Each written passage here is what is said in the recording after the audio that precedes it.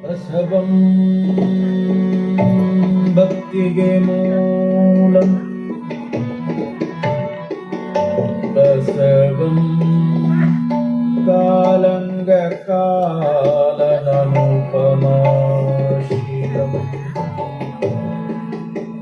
ಬಸವಂ ಜಂಗಮಲೋಲಂ ಬಸವಾ ರಕ್ಷಿಪುದೆನ್ನ ಸಂಗನ ಬಸವಾ ಬಸವಾ ರಕ್ಷಿಪುದೆನ್ನ ಸಂಗನ ಬಸವಾ ನರಜನ್ಮವ ತೊಡೆದು ಹರಜನ್ಮವ ಮಾಡಿದ ಗುರುವೇ ಭವಬಂಧನವ ಬಿಡಿಸಿ ಪರಮ ಸುಖವ ತೋರಿದ ಗುರುವೇ ಭವಿಯಂಬುದ ತೊಡೆದು ಭಕ್ತೆಗೆಂದೆನಿಸಿದ ಗುರುವೇ ಚನ್ನ ಮಲ್ಲಿಕಾರ್ಜುನನ ತಂದೆನ್ನ ಕೈವಶ ಕಿತ್ತ ಗುರುವೇ ನಿಮಗೆ ಶರಣು ಶರಣಾರ್ಥಿ. ಚೆನ್ನ ಮಲ್ಲಿಕಾರ್ಜುನನು ತಂದೆನ್ನ ಕೈವಶ ಕಿತ್ತ ಗುರುವೇ ಶರಣು ಶರಣಾರ್ಥಿ. ಜಗದಗಲ ಮುಗಿಲಗಲ ಮಿಗೆಯಗಲ ನಿಮ್ಮಗಲ ಪಾತಾಳದಿಂದ ತತ್ತ ನಿಮ್ಮ ಶ್ರೀ ಚರಣ ಬ್ರಹ್ಮಾಂಡದಿಂದ ತತ್ತ ನಿಮ್ಮ ಶ್ರೀ ಮುಕುಟ ಅಗಮ್ಯ ಅಗೋಚರ ಅಪ್ರತಿಮಲಿಂಗವೇ ಕೂಡಲ ಸಂಗಮ ದೇವ ನೀವೆನ್ನ ಕರಸ್ಥಲಕ್ಕೆ ಬಂದು ಚುಡುಕಾದಿರಯ್ಯ. ಕೂಡಲ ಸಂಗಮ ದೇವ ನೀವೆನ್ನ ಕರಸ್ಥಲಕ್ಕೆ ಬಂದು ಚುಡುಕಾದಿರಯ್ಯ.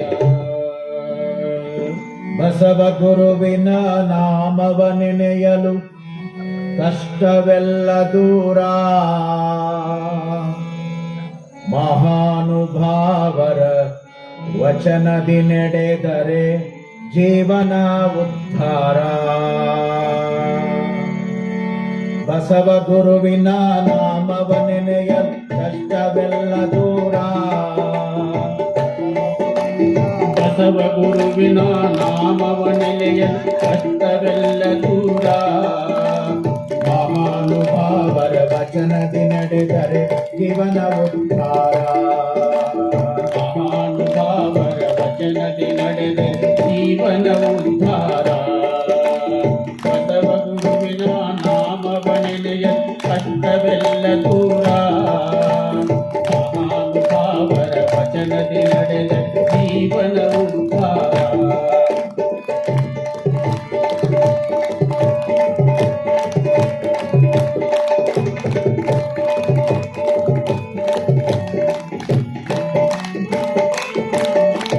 ಪತಿಗೆ ಮಂಗಲ ನೀಡುವ ವಚನವ ನಿತ್ಯದಿ ಕೇಳೋಣ. ಮತಿಗೆ ಮಂಗಲ ನೀಡುವ ವಚನವ ನಿತ್ಯವ ಕೇಳೋಣ. ಪತಿಗೆ ಮಂಗಲ ನೀಡುವ ವಚನವ ನಿತ್ಯದಿ ಕೇಳೋಣ. ಮತಿಗೆ ಮಂಗಲ ನೀಡುವ ವಚನವ ನಿತ್ಯದಿ ಕೇಳೋಣ. ತತ್ವದ ತುತ್ತನು ನೆತ್ತಿಗೆ ತುಂಬಿ ಶಕ್ತರಾಗೋಣ. ತತ್ವದ ತುತ್ತನು ನೆತ್ತಿಗೆ ತುಂಬಿ ಶಕ್ತರಾಗೋಣ. ಬಸವ ಗುರುವಿನ ನಾಮವ ನೆನೆಯ ಕಷ್ಟವೆಲ್ಲ ದೂರ, ಮಹಾನುಭಾವರ ವಚನದಿ ನಡೆದ ಜೀವನ ಉದ್ಧಾರ.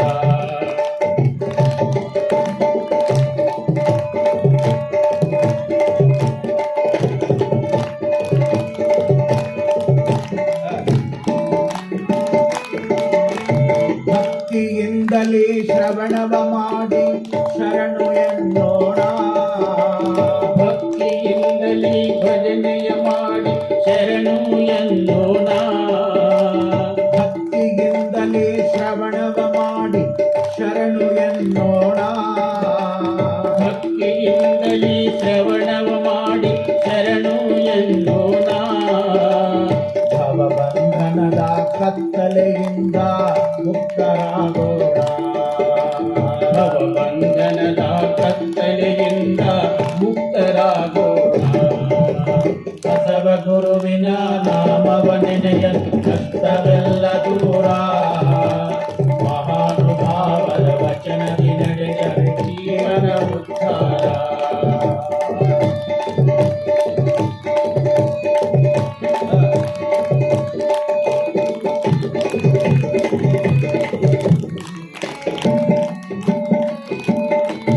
ಅರಿದೊಡೆ ಶರಣ ಬರೆದೊಡೆ ಮಾನವ ಎಂಬುದ ಅರಿಯೋಣ. ಹರಿದೊಡೆ ಶರಣ ಬರೆದೊಡೆ ಮಾನವ ಎಂಬುದ ಅರಿಯೋಣ.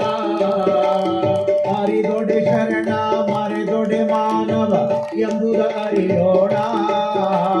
ಹರಿದೊಡೆ ಶರಣ ಬರೆದೊಡೆ ಮಾನವ ಎಂಬುದ ಅರಿಯೋಣ. ಅರಿವಿನ ಜನ್ಮ ಸಾರ್ಥಕಗೈದು ಭಕ್ತರಾಗೋಣ. ಅರಿವಿನ ಜನ್ಮವ ಸಾರ್ಥಕಗೈದು ಭಕ್ತರಾಗೋಣ. ಬಸವ ಗುರುವಿನ ನಾಮವ ನೆನೆಯ ಕಷ್ಟವೆಲ್ಲ ದೂರ. ಅವರ ವಚನದಿ ನಡೆದರೆ ಜೀವನ ಉದ್ಧಾರ.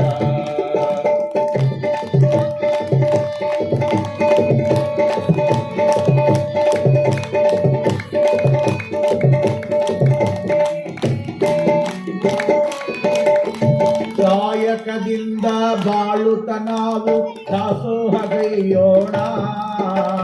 ಕಾಯಕದಿಂದ ಬಾಳುತ್ತ ನಾವು ದಾಸೋಹಗೈಯೋಣ. ಕಾಯಕದಿಂದ ಬಾಳುತ್ತ ನಾವು ದಾಸೋಹಗೈಯೋಣ. ಕಾಯಕದಿಂದ ಬಾಳುತ್ತ ನಾವು ದಾಸೋಹಗೈಯೋಣ. ಶರಣರ ಸಂತರ ನುಡಿಗಳ ಕೇಳುತ್ತ ಭಾವೈಕ್ಯರಾಗೋಣ. ಶರಣರ ಸಂತರ ನುಡಿಗಳ ಕೇಳುತ್ತ ಭಾವೈಕ್ಯರಾಗೋಣ. ಬಸವ ಗುರುವಿನ ನಾಮವಡಿಗೆಯ ಕಷ್ಟವೆಲ್ಲ ದೂರ. ಮಹಾನುಭಾವರ ವಚನದಿ ನಡೆದ ಜೀವನ ಉದ್ಧಾರ.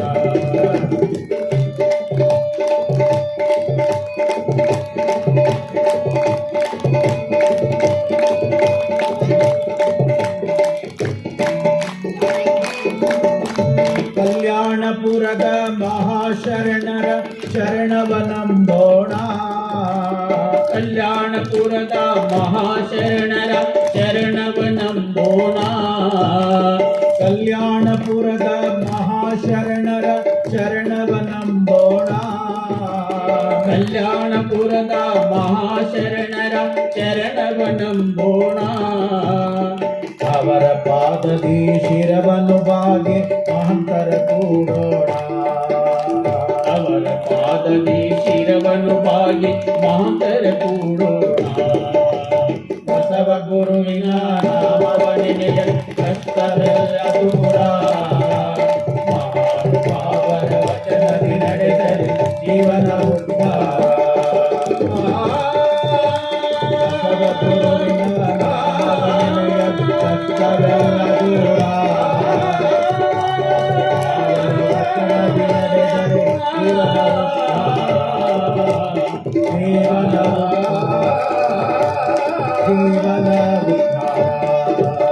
ಜೀವನ ಉದ್ಧಾರ. ಜಯ ಗುರು ಬಸವೇಶ ಹರರ ಮಹಾದೇವ.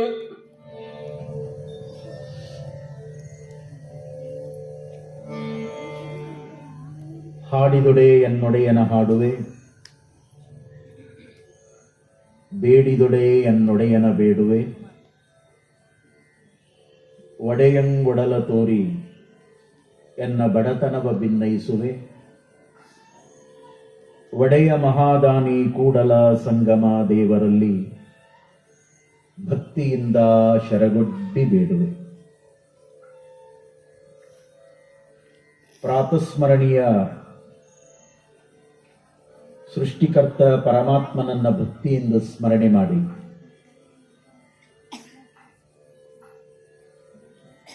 ತಾತ್ವಿಕ ತಳಹದಿಯ ಮೇಲೆ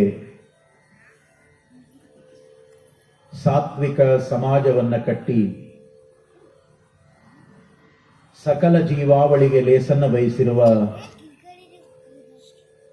ವಿಶ್ವಗುರು ಬಸವ ತಂದೆಯನ್ನ ಪ್ರಪಂಚದ ಎಲ್ಲ ದಾರ್ಶನಿಕ ಮಹಾತ್ಮರನ್ನ ಭಕ್ತಿಯಿಂದ ನೆನೆದು ವಚನ ಪರಂಪರೆಗೆ ಬಹುದೊಡ್ಡ ಬೆಳಕನ್ನ ಚೆಲ್ಲಿರುವ ಫಗು ಹಳಕಟ್ಟಿ ಶರಣರನ್ನ, ಹರಡೇಕರ ಮಂಜಪ್ಪನವರನ್ನ, ಉತ್ತಂಗಿ ಚನ್ನಪ್ಪನವರನ್ನ, ಗದುಗಿನ ತೋಂಟದಾರೆ ಶ್ರೀಗಳವರನ್ನ, ಎನ್ನ ಪರಮಾರಾಧ್ಯರು ಪೂಜ್ಯರಾದ ಐಆರ್ ಮಠಪತಿ ಗುರುಗಳವರ ಪರಮಾರಾಧ್ಯರೂ ಆಗಿರುವಂಥ ಇಳಕಲ್ಲಿನ ಪೂಜ್ಯಪಾದರಾದ ಡಾಕ್ಟರ್ ಮಹಂತಪ್ಪಗಳವರನ್ನು ಅತ್ಯಂತ ಭಕ್ತಿಯಿಂದ ಸ್ಮರಣೆಗೈದು ಪ್ರಣಾಮಗಳನ್ನು ಸಮರ್ಪಣೆ ಮಾಡಿ ಅವರ ದಿವ್ಯ ಪ್ರಕಾಶದಲ್ಲಿ ಸಾಗುತ್ತಿರುವಂಥ ಶರಣ ವಿಚಾರವಾಹಿನಿ ಹಾರುಗೇರಿ ಈ ಅಪರೂಪದ ಶರಣ ಪರಂಪರೆಯ ವಾಹಿನಿಯ 32ನೆಯ ವಾರ್ಷಿಕೋತ್ಸವ ಜೊತೆಗೆ ಲಂಡನ್ನಿನ ಲ್ಯಾಂಬೇತ್ ನಗರದ ಥೇಮ್ಸ್ ನದಿಯ ದಂಡೆಯಲ್ಲಿ ಪ್ರತಿಷ್ಠಾಪನೆಗೊಂಡಿರುವಂತಹ ವಿಶ್ವಗುರು ಬಸವಣ್ಣನವರ ಪುತ್ಥಳಿಯ ಅನಾವರಣಗೊಂಡ 6ನೇ ವರ್ಷದ ಸವಿ ನೆನಪಿಗಾಗಿ ಇಂದಿನಿಂದ 17ನೇ ತಾರೀಕಿನವರೆಗೆ ಸಾಗುವಂತ ವಿಶೇಷವಾದ ಪ್ರವಚನ, ಅದು ಡಾಕ್ಟರ್ ಎಚ್ ತಿಪ್ಪೇರುದ್ರ ಸ್ವಾಮಿಯವರಿಂದ ವಿರಚಿತವಾಗಿರುವಂತ ಜಡದಲ್ಲಿ ಜಂಗಮ ಅನ್ನುವಂಥ ಕಾವ್ಯ ಕಥನದ 17ನೇ ಶತಮಾನದ ಬಸವತತ್ವವನ್ನೇ ಬದುಕಿನ ಪ್ರಸಾದವನ್ನಾಗಿ ಮಾಡಿಕೊಂಡು ಮಹಾನುಭಾವರಾಗಿ ಬೆಳಕಾಗಿರುವಂಥ ಜೇವರಗಿ ಷಣ್ಮುಖ ಶಿವಯೋಗಿಗಳವರ ಜೀವನ ಕಥನವನ್ನೊಳಗೊಂಡಿರುವಂಥ ಈ ಅಪರೂಪವಾಗಿರುವಂಥ ಪ್ರವಚನದ ಪಾವನ ನೇತೃತ್ವವನ್ನು ವಹಿಸಿಕೊಂಡು ಎಲ್ಲ ಕಾರ್ಯಕ್ರಮದ ಹಿಂದೆ ಬಹುದೊಡ್ಡ ಚೈತನ್ಯ ಶಕ್ತಿಯಾಗಿ ಶರಣ ವಿಚಾರವಾಹಿನಿಯ ಸಂಸ್ಥಾಪಕ ಅಧ್ಯಕ್ಷರಾಗಿ ನಾಡಿನ ತುಂಬ ಬಸವ ತತ್ವದ ಅಪರೂಪದ ವಿಚಾರಗಳನ್ನ ಮನೆ ಮನೆಗಳಿಗೆ ಮನಕ್ಕೆ ಮುಟ್ಟಿಸುವಂತ ಬಹುದೊಡ್ಡ ಮಣಿಹಕ್ಕೆ ತಮ್ಮನ್ನ ತಾವು ಅರ್ಪಿಸಿಕೊಂಡವರು, ನಮಗೆ ಅತ್ಯಂತ ಆತ್ಮೀಯರು, ಗೌರವಕ್ಕೆ ಪಾತ್ರರಾಗಿರುವಂಥ ಪೂಜ್ಯರಾದ ಐಆರ್ ಮಠಪತಿ ಗುರುಗಳವರಲ್ಲಿ ಆತ್ಮೀಯವಾಗಿರುವಂಥ ಶರಣಾರ್ಥಿಗಳನ್ನ ಸಮರ್ಪಣೆ ಮಾಡಿ ಶರಣ ವಿಚಾರವಾಹಿನಿಯ ಸಂಚಾಲಕರಾಗಿ ಅತ್ಯಂತ ಪ್ರಾಮಾಣಿಕವಾಗಿರುವಂಥ ಸೇವಾ ಕೈಂಕರ್ಯದಲ್ಲಿ ತಮ್ಮನ್ನ ತಾವು ತೊಡಗಿಸಿಕೊಂಡಿರುವಂಥ ಶರಣರಾದ SL ಬಾಡ್ಗಿ ಗುರುಗಳವರಲ್ಲಿಯೂ ಕೂಡ ಶರಣಾರ್ಥಿಗಳನ್ನ ಸಲ್ಲಿಸಿ ಬಹಳ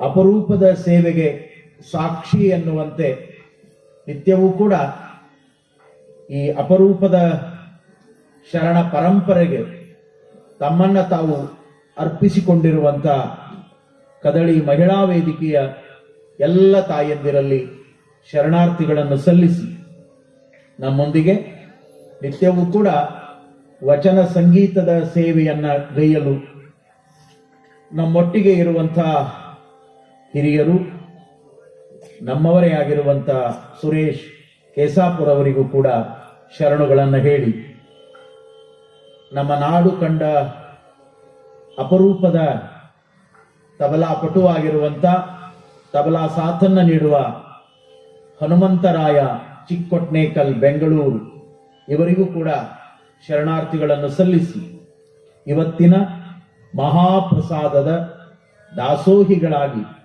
ದಾಸೋಹದ ಸೇವೆಯನ್ನ ಗೈಯುವುದರ ಮೂಲಕ ಷಟ್ಸ್ಥಲ ಧ್ವಜಾರೋಹಣವನ್ನ ನೆರವೇರಿಸಿ ವಿಶ್ವಗುರು ಬಸವಣ್ಣನವರ ಭಾವರೂಪ ಚಿತ್ರಕ್ಕೆ ಪೂಜೆಯನ್ನ ಸಲ್ಲಿಸುವುದರ ಮೂಲಕ ಈ ಕಾರ್ಯಕ್ರಮಕ್ಕೆ ಚಾಲನೆಯನ್ನು ಕೊಟ್ಟಿರುವಂತ ಶರಣ ದಂಪತಿಗಳಾಗಿರುವ ಶ್ರೀಮತಿ ಜಯಶ್ರೀ ಗಿರಿಮಲ್ ರಾಚಪ್ಪನವರು ಹಾರುಗೇರಿ ಅವರಲ್ಲಿಯೂ ಕೂಡ ಶರಣುಗಳನ್ನು ಸಲ್ಲಿಸಿ ಈ ವಿಶೇಷವಾಗಿರುವಂತ ಕಾರ್ಯಕ್ರಮದ ಪ್ರಾರಂಭೋತ್ಸವದ ಈ ಮೊದಲನೇ ದಿನದಲ್ಲಿ ಶ್ರದ್ಧೆಯಿಂದ ಪಾಲ್ಗೊಂಡಿರುವಂತ ಎಲ್ಲ ನನ್ನ ಆತ್ಮೀಯ ಶರಣ ಬಂಧುಗಳಲ್ಲಿ, ತಾಯಂದಿರಲ್ಲಿ, ಯುವಕರಲ್ಲಿ, ಮುದ್ದು ಮಕ್ಕಳಲ್ಲಿ ಆತ್ಮೀಯವಾಗಿರುವಂತ ಶರಣಾರ್ಥಿಗಳು. ಮುಗೀತಲ್ಲ ಪ್ರವಚನ. ಶರಣಾರ್ಥಿ ಅನ್ನೋದೇ ಅದು ಆನಂದ. ಅದಕ್ಕಿಂತಲೂ ಮಿಗಿಲಾಗಿರುವಂತ ಆನಂದ ನನ್ನ ಬದುಕಿನಲ್ಲಿ ನಾನು ಕಂಡುಕೊಂಡಂತೆ ಎಲ್ಲಿಯೂ ನನಗೆ ಸಿಕ್ಕಿಲ್ಲ, ಸಿಗೋದೂ ಇಲ್ಲ. ಆ ಶರಣಾರ್ಥಿಯ ಭಾವವೇ ಬಹಳ ಅದ್ಭುತವಾಗಿರುವಂತಹದ್ದು. ಅದನ್ನ ಬದುಕಿನ ಉಸಿರಾಗಿ ಮಾಡಿಕೊಂಡು ಬಾಳಿದವರೇ ನಮ್ಮ 12ನೇ ಶತಮಾನದ ಶರಣರು. ಆ ಶರಣಾರ್ಥಿಯ ಸಂಸ್ಕೃತಿ ಸಿಗುವಂತಹದ್ದೇ 12ನೇ ಶತಮಾನದಿಂದ, ಅದಕ್ಕೂ ಪೂರ್ವದಲ್ಲಿ ಇಲ್ಲವೇ ಇಲ್ಲ.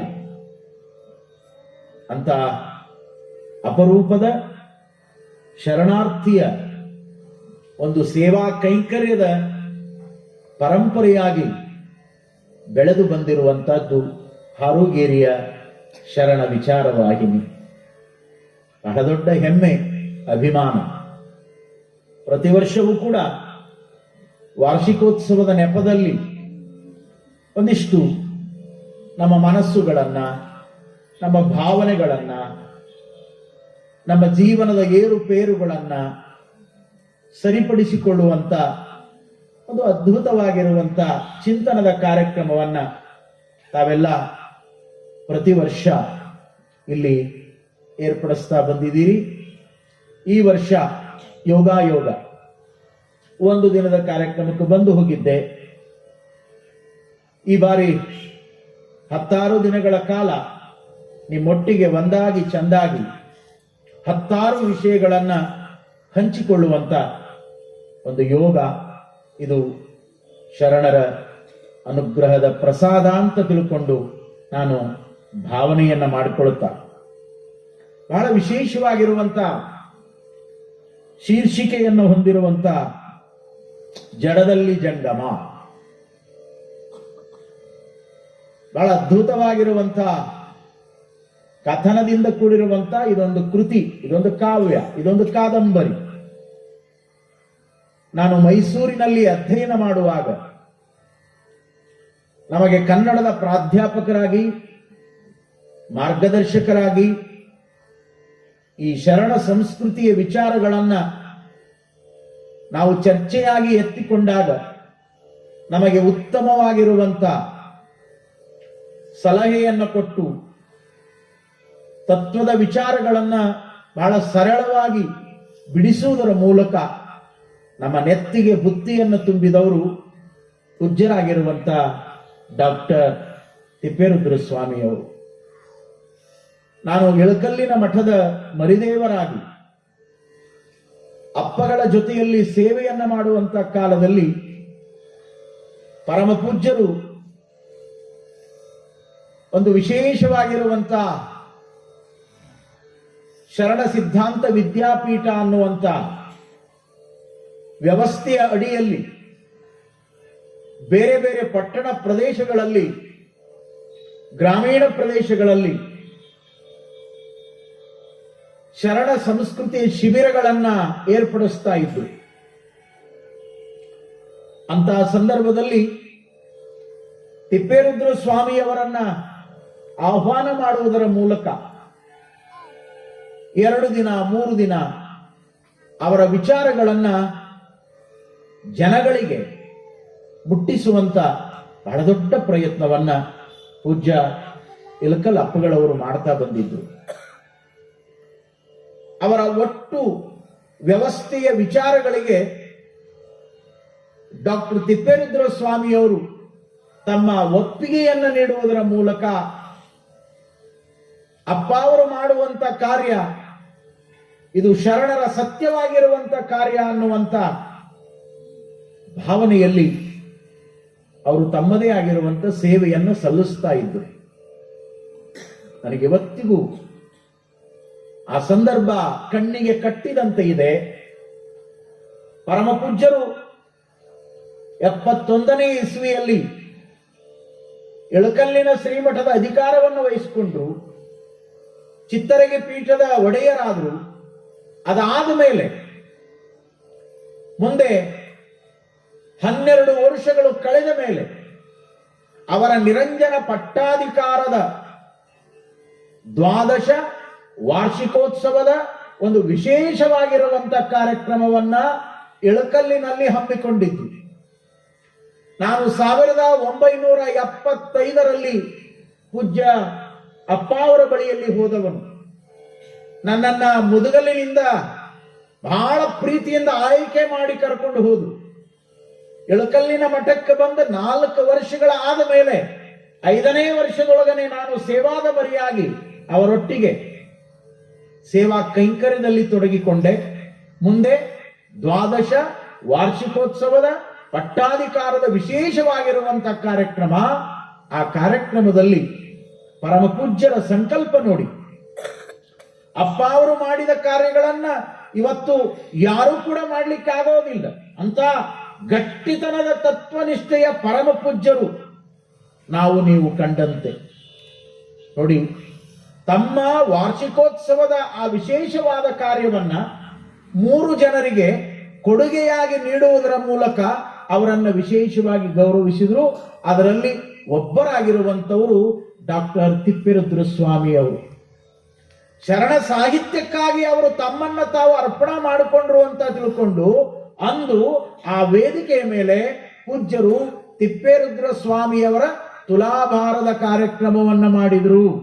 ಇದು ಬಹಳ ವಿಶೇಷ. ಒಬ್ಬ ಸಾಹಿತಿಯನ್ನ ಕುರಿತಾಗಿ, ಅದು ಶರಣ ಸಾಹಿತ್ಯವನ್ನ ಕುರಿತಾಗಿ ಕೃಷಿಯನ್ನ ಮಾಡಿರುವಂತ ಈ ಮಹಾನುಭಾವರನ್ನು. ಅದರ ಜೊತೆಗೆ ಮತ್ತೊಬ್ಬ ವಿಶೇಷವಾಗಿರುವಂತ ಮಾದಾರ ಚೆನ್ನಯ್ಯನ ಪರಂಪರೆಯ ಒಬ್ಬ ಅಪರೂಪದ ಭಕ್ತ, ಇಳಕಲ್ಲಿನ ವ್ಯಕ್ತಿ. ಹಾದಿಯಲ್ಲಿ ಒಂದು ಚಿಕ್ಕ ಕುಟೀರವನ್ನು ಮಾಡಿಕೊಂಡು ಪಾದರಕ್ಷೆಗಳನ್ನ ಮಾಡುವಂತ ಕಾಯಕದಲ್ಲಿ ತೊಡಗಿರುವಂತ ಆ ವ್ಯಕ್ತಿಯನ್ನ ಪರಮ ಪೂಜ್ಯರು ಅದೇ ವೇದಿಕೆ ಮೇಲೆ ತಿಪ್ಪೇರುದ್ರ ಸ್ವಾಮಿಗಳ ಪಕ್ಕದಲ್ಲಿನೇ ತುಲಾಭಾರ ಮಾಡಿದ್ರು. ಇದು ನಾಡಿನ ಇತಿಹಾಸದಲ್ಲಿ ಒಂದು ಅದ್ಭುತವಾಗಿರುವಂತ ಸತ್ಯದ ಬೆಳಕು. ಅದರ ಜೊತೆಗೆ ಅದೇ ಊರಿನ ಇಳಕಲ್ಲಿನ ನೇಯ್ಗೆಯ ಕಾಯಕವನ್ನ ಮಾಡುವಂತ ಒಬ್ಬ ಪ್ರಾಮಾಣಿಕ ನೇಕಾರ ವ್ಯಕ್ತಿಯನ್ನು ಕೂಡ ಅಜ್ಜ ಅವರು ಆ ವೇದಿಕೆ ಮೇಲೆ ತುಲಾಭಾರ ಮಾಡಿದ್ರು. ಈ 3 ಕೂಡ ಪ್ರಸಂಗಗಳು ಕಣ್ಣಿಗೆ ಕಟ್ಟಿದಂತೆ ಇವತ್ತೂ ಇದೆ. ಒಂದು ನೀಳಾಗಿರುವಂತ ಬಿಳಿ ಜುಬ್ಬವನ್ನ ಹಾಕೊಂಡು, ಪೈಜಾಮ್ ತೊಟ್ಟುಕೊಂಡು, ಕನ್ನಡಕ ಹಾಕೊಂಡು ಬಹಳ ಸುಂದರವಾಗಿ ಆ ತುಲಾಭಾರದಲ್ಲಿ ಕೂತ್ಕೊಂಡಿರುವಂತ ಆ ತಿಪ್ಪೇರುದ್ರ ಸ್ವಾಮಿಗಳು ಅವರೇ ಇವರು ಈ ಕೃತಿಯನ್ನ ರಚನೆ ಮಾಡಿರುವಂತವ್ರು.